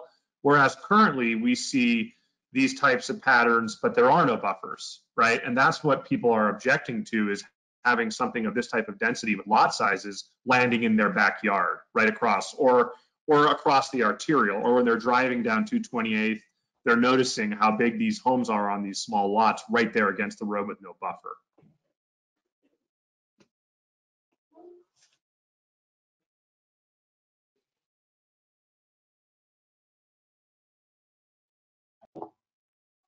All right, I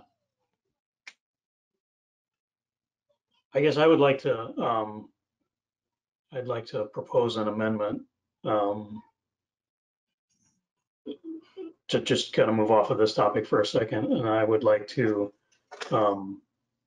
move that we amend by adding with something to the effect of with recommendations that further work be done on section 21A 50.070.2 to develop and refine the reasonable use exception language.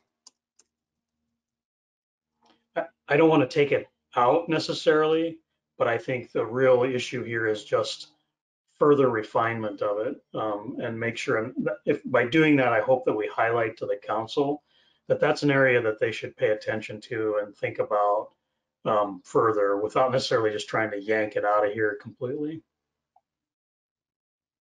May I ask a clarifying question? Yes.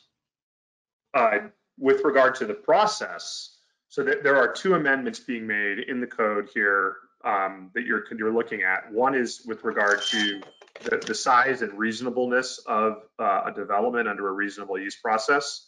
The other is regarding the process and whether it's a type 2 administrative process, which is a director's decision, versus making it a type 3 hearing examiner process, which is the staff recommendation. And I don't know if you have any comment on that, or if you know, so also curious just to confirm that you don't have further comment on the process. Yeah, my recommended amendment is language related to further defining what a reasonable use exception is, not related to the process of determination, review and determination. Thank you.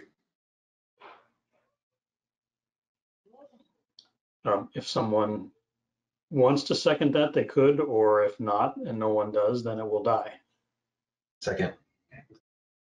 Okay, we've moved and seconded to amend by recommending further that the reasonable use exception that I've referenced here be highlighted to the council for further definition of what a reasonable use exception is.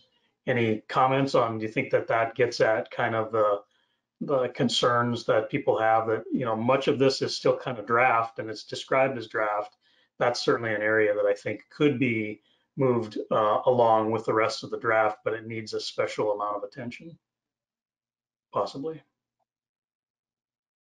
Any comments about that? I think it's a good move to give it to council and let them nibble at the edges with that and refine it after staff is able to take into consideration other comments. So I think it's a good move. And I think they're going to see it anyway. And by us highlighting it, it reinforces the need to spend some time and to listen to the public comments that they will also get about this particular topic. Any other comments about the amendment? Okay, I'm going to call the question, take a vote on the amendment. All those in favor of the amendment say aye. Aye. Aye. Aye. Opposed, no. Okay, so we made an amendment for the reasonable use exception. I would ask if how folks feel, again, a separate topic, but seems like there's been quite a few comments about the buffers and the 100-foot buffer. There were public comments about it. There were questions about it. Jeff Arango made some comments about it.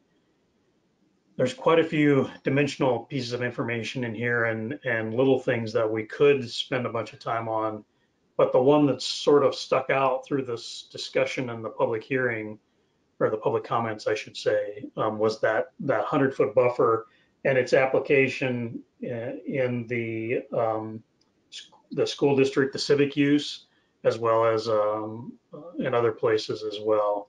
I guess, I would just ask, does anyone have a desire to specifically recommend a change to that? Or do we think that it's too much to try to take that on here? I do have a question about the explanation Jeff gave about adjusting it. It seems like in this entire process, we've kind of moved stuff away from staff making decision and going to a hearing examiner because it's a little bit of a touchy subject. But in cases like the buffer, it seemed like Jeff was saying that, well, staff can then make a call based on what they feel is right. And I'm kind of putting words in your mouth, but it seemed like that it would be just like a department decision. And I'm curious if that could cause some issues, or did I hear you incorrectly? You generally did. It would depend on who was making the decision. So in the case of a long plat, the staff would make a recommendation if they felt like the buffer needed to be modified. So just to be clear, the arterial buffer, there is quite a bit of flexibility in that 100 feet. Again, it doesn't really apply to sites smaller than 5 acres, and then the larger ones, there's some flexibility. The way it's currently written now, the 100-foot buffer on parking lots for schools, there is not really flexibility built into that. So one thing you could do, you could give us direction on either of those. But if you wanted to give us direction on the civic use buffer, saying that you wanted it either to be reduced and or provided some flexibility where it would be a limiting factor for developing a new school, then we could sort of run with that. So the way that those two are written is a little bit different. I just wanted to highlight that.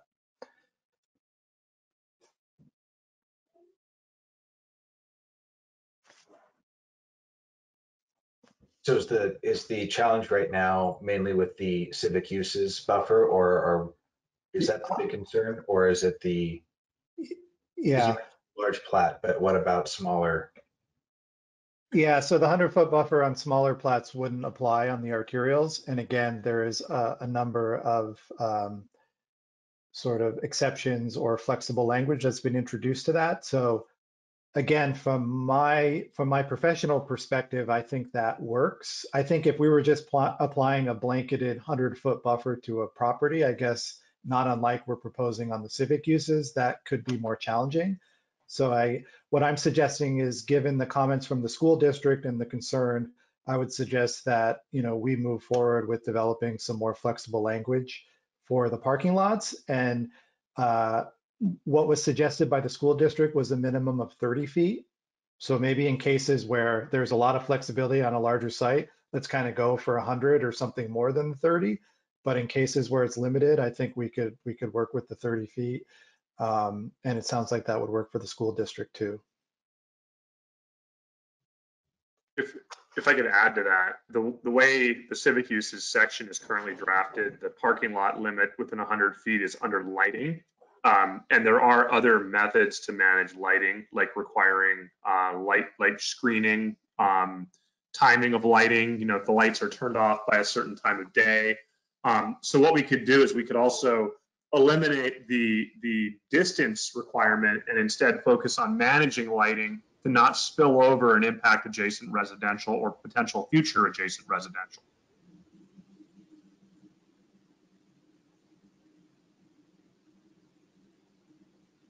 Yeah, is there a reason why that was under lighting, Jeff? That it did, the school districts made the comment that it seemed awkward, and then I didn't get a chance to go back and read it to see, but I did Yeah, question that. I mean, if the whole purpose is about lighting, they're correct, and David's correct. There's, a dozen different ways to mitigate lighting issues.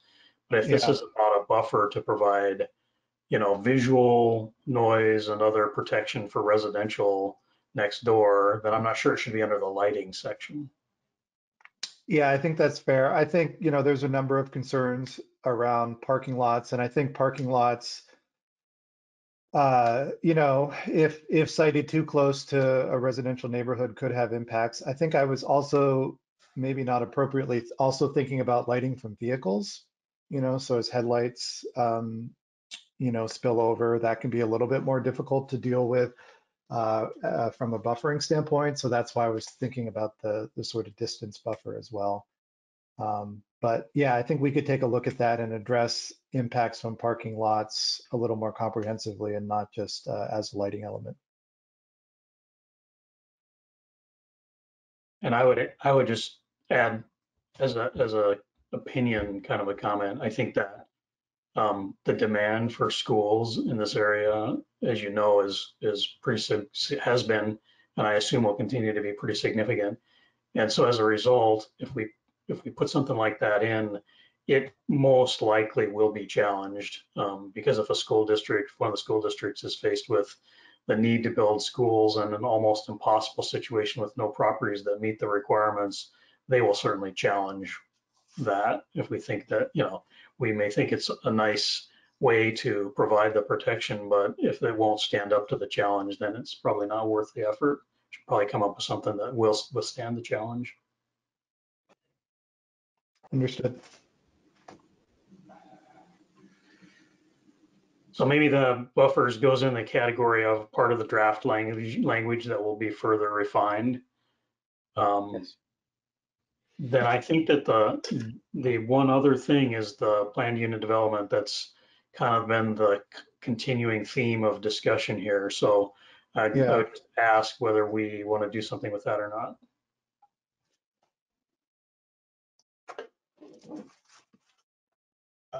I think my opinion would be at this point that we pull it and move it to phase 3 so that we don't slow everything up with council, and all the things that David mentioned being an issue. I don't know if it has to be phase 3, but definitely don't want to slow up the adoption of what we think is good code because of it. But I think there's a lot of concerns that I have that would be very difficult to address in a short period of time with limited staff Yeah. capacity. One thought is maybe we could, if it does get pulled, rather than wait to phase 3, and I could talk to David about this, but maybe we have some sort of concurrent process where we could come back and kind of workshop this with the commission.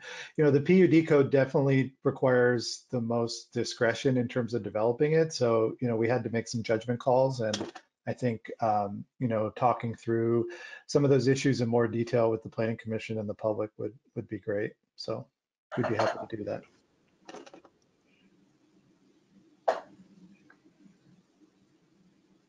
Just a question for the chair.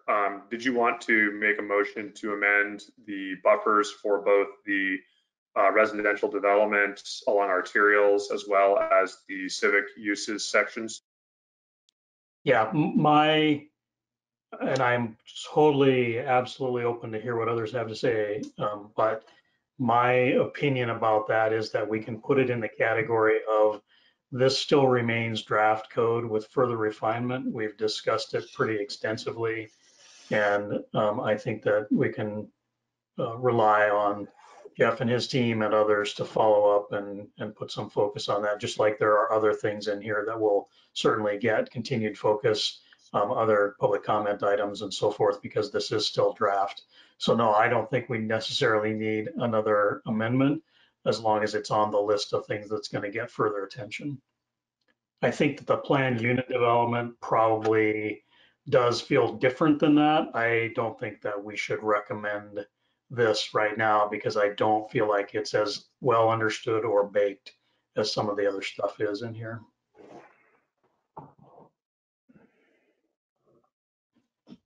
So I'd So be would that interested require in, amendment?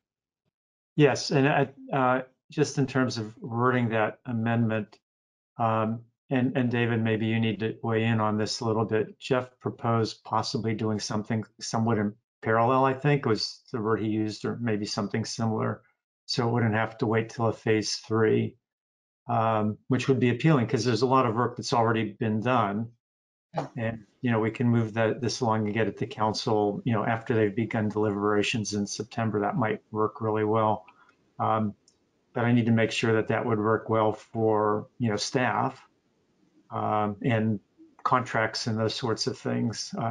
So David, if you could provide some advice on whether we need a motion that says, pull that section on plan unit developments, and we'll do that into phase 3, or that maybe we could do it sooner. You could, as part of your motion, pull it and make recommendation that it be brought forward as soon as possible, given other work plan objectives, which may be concurrently this fall, or as part of phase 3, or as its own project. This might become its own project, just because what I'm seeing with this is that when we're distracted by other things and looking at other sections of code, we can't give this all of our focus. So we may want to just bring back a PUD code amendment in the future, in the near future, because we already have the groundwork laid for it. Have a discussion with the workshop with the Planning Commission. Maybe offer to meet with you individually if you have questions or want to talk about where you'd like to see it go, and then bring back some code language, have another workshop, and then have a public hearing on it, right? So that might be the best course of action for the PUD section.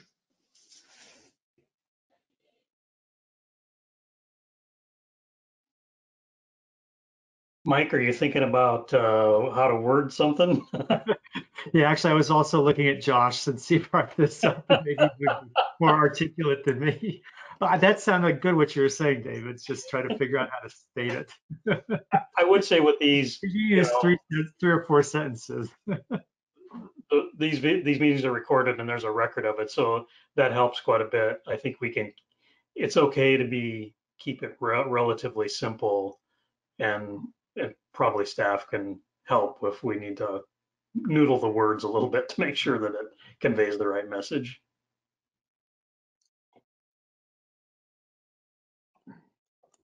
Well, so I'll take a shot at that. So I move that we not move forward for council at this time, section 2130 400 planned unit development, and ask that the staff do workshops and bring that back to council on its own section. Planning Commission or council? Or that council or commission. Yeah, thank you. Second. Okay, it's been moved and seconded that we take 2130 400 plan unit development out of the current recommendation and request that it be made a separate task and come back to the commission as a separate task. Any other comments about that? All right, those in favor say of the amendment. This is an amendment 2. Those in favor of the amendment say aye. Aye. Aye. Opposed, no. Okay, so that amendment passes. So where we stand right now is a recommendation to take the draft code to the city council with suggestions that the reasonable use exception be further refined to define what a reasonable use is, and further that the 2130 400 plan unit development not be carried forward as part of that recommendation and become its own separate work task for further study by the Planning Commission. Are there other things that folks feel like we should modify about this in order to make it something that we could move to the city council? I mean, you're getting good practice here on doing amendments. So, if there's something you really care about, why, it's perfectly fine. We can do it.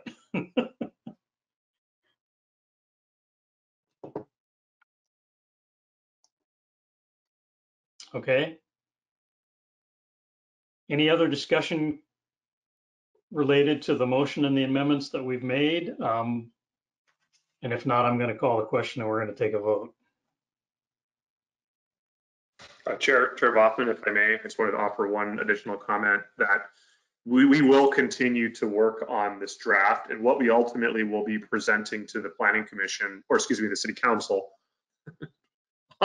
is the Planning Commission's recommendation with that language. And then we're also going to take as much as we can from the public comment received tonight, from other Planning Commission comments and other staff comments, and we're going to thread that in. So we're going to show as the backbone of what's presented to the council, the Planning Commission's recommended draft, which is what you have in front of you tonight, plus any amendments that you're making by motion. And then we're also going to include in there suggested or recommended additions that we've identified as part of the public hearing and as part of the post Planning Commission process. So what we're hoping to show them is the code, and it'll have all the strike draft of what you're recommending. And then we'll highlight sections or areas where we have additional recommendations to the City Council that they consider additional things.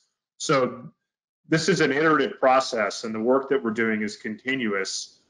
So whatever you recommend tonight, we will keep working on. For example, word choice, should, shall, and some of the other things that you've raised to us, in addition to the comments received at tonight's public hearing. So just wanted to throw that out. Yeah, that leads me to one more thing I would say, which is just a comment that I do think that it's a worthy question, and there does need to be, perhaps as phase 3 or some other process, I'm not sure, some attention given to how much of this and in what way does it apply to individual single family home construction, because that's going to be what's going to happen in the future of Sammamish more and more. And I think there are valid concerns that go with that. And so how do we utilize the work that we've done and refine it and make sure that it's clear given that lens for infill development, tear down, redevelopment, and just individual single family homes. I think that is a topic worthy of further effort once we get past kind of this big set of modifications to the code. So that's not we should change anything or anything like that. That's just a comment for consideration and how we plan future tasks related to this. And that's well received. One of the things that we struggle with as staff is what is reasonable and proportionate to the development. And I know that in the legal world and in development, that there is case law, and there have been challenges when cities have attempted to impose amenities being added with a small scale development, like one new single family home on a vacant lot. We do have two historic paper plats that are challenging for us, Inglewood and Tamarack, where we lack essential infrastructure that would typically have been built with a subdivision under today's standards. That's largely what some of Mary Wichter's comments were about what you get with a subdivision and what you get with an individual vacant lot. Now, it is far more challenging in the legal sense to impose that a new single family home being built on a historically established existing vacant lot include the amenities that you would see being established with a new subdivision. There are legal roadblocks to doing that. So that's one of the reasons why we've been hesitant to include a requirement that you do all these things on an existing vacant lot, because it's seen in the legal world at times as being unreasonable and disproportionate. And when that occurs, that's when the city is faced with legal challenges that are very costly for us to defend. So we will be working with legal counsel to try and understand, what is the point we can push to, because we do want to see these parcels that are being developed in areas where there is inadequate infrastructure, there's not adequate access, there's not adequate stormwater, there's no fire apparatus access, where we're really wanting to see, what is the maximum we can require a single family home being built do in those neighborhoods. And we're in that process right now of working with our legal counsel on that. So we'll definitely report back to you when we learn more on Great. Okay, thanks. One last call for any comments. I just have one question. The FAR applies to infill or new homes, right? That's blanket. Yes. Okay, I just want to make sure I understood that correctly. Thank you. Anybody else? Okay, I'm going to call the question and take a vote. So we've, make sure I get this right here. We've recommended to the City Council the proposed draft development regulations, amendments, additions, Unified Development Code outlined in the exhibits that we've been presented, with recommendation that further study on the reasonable use exception be done to refine the definitions of what that is, and the further recommendation that the planned unit development be removed from this cycle of review and approval, and be created as a separate work task for the Planning Commission, and then of course be moved forward from there. That's where we stand right now. All those in favor of making that recommendation with those two amendments, say aye. Aye. Aye. Opposed, no. All right, that passes. Thank you, everyone. I think we've done good work with this, and I really appreciate everybody's participation, and certainly Jeff hanging in there with us through all these meetings, and David keeping us on track. That's good stuff. Thank you to everybody. And I definitely look forward to working on the PUD section in the future. I think there's a lot of good work that's been done, but there are many comments and things we need to address. So really look forward to continuing that conversation. Great. I will just mention here that the way the calendar stands right now, we have September 2nd as our next meeting. So you get the month of August off.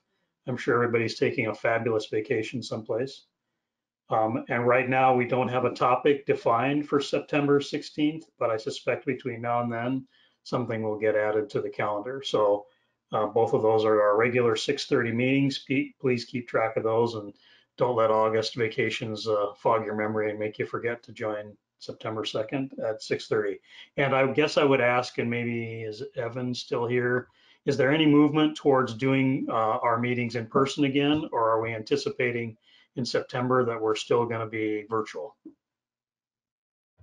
David might be able to answer that question better than I can. I don't think there are currently any plans, but David, I'll let you take that one. Yeah, that is a topic of great discussion. And the two things that we are looking at moving ahead with as quickly as possible, once the governor's orders allow and once we have all of the right safety mechanisms in place, is opening up for public meetings. That would include City Council, Planning Commission, Parks Board. And what that means is we have different tiers of public meetings. The first tier would be the commission itself just meeting, right? And still receiving public testimony via remote access using our platform. The second tier would be bringing back the public for public comment, but providing adequate spacing for separation of individuals, and making sure that we've got the arrangement in the space done properly.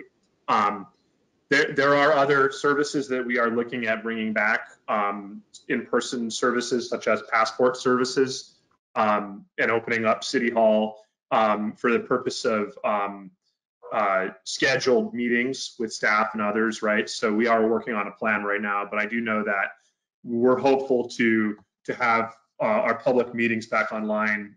I would say for me, hopefully in the first meeting in September. It might be the second meeting. It just depends on how it all plays out. Look for more information on that soon. We are meeting regularly to put together a back to the building policy, so to speak. And you should hear more on that soon. Great. I'll look forward to that. Any further items, David or Evan, anything else?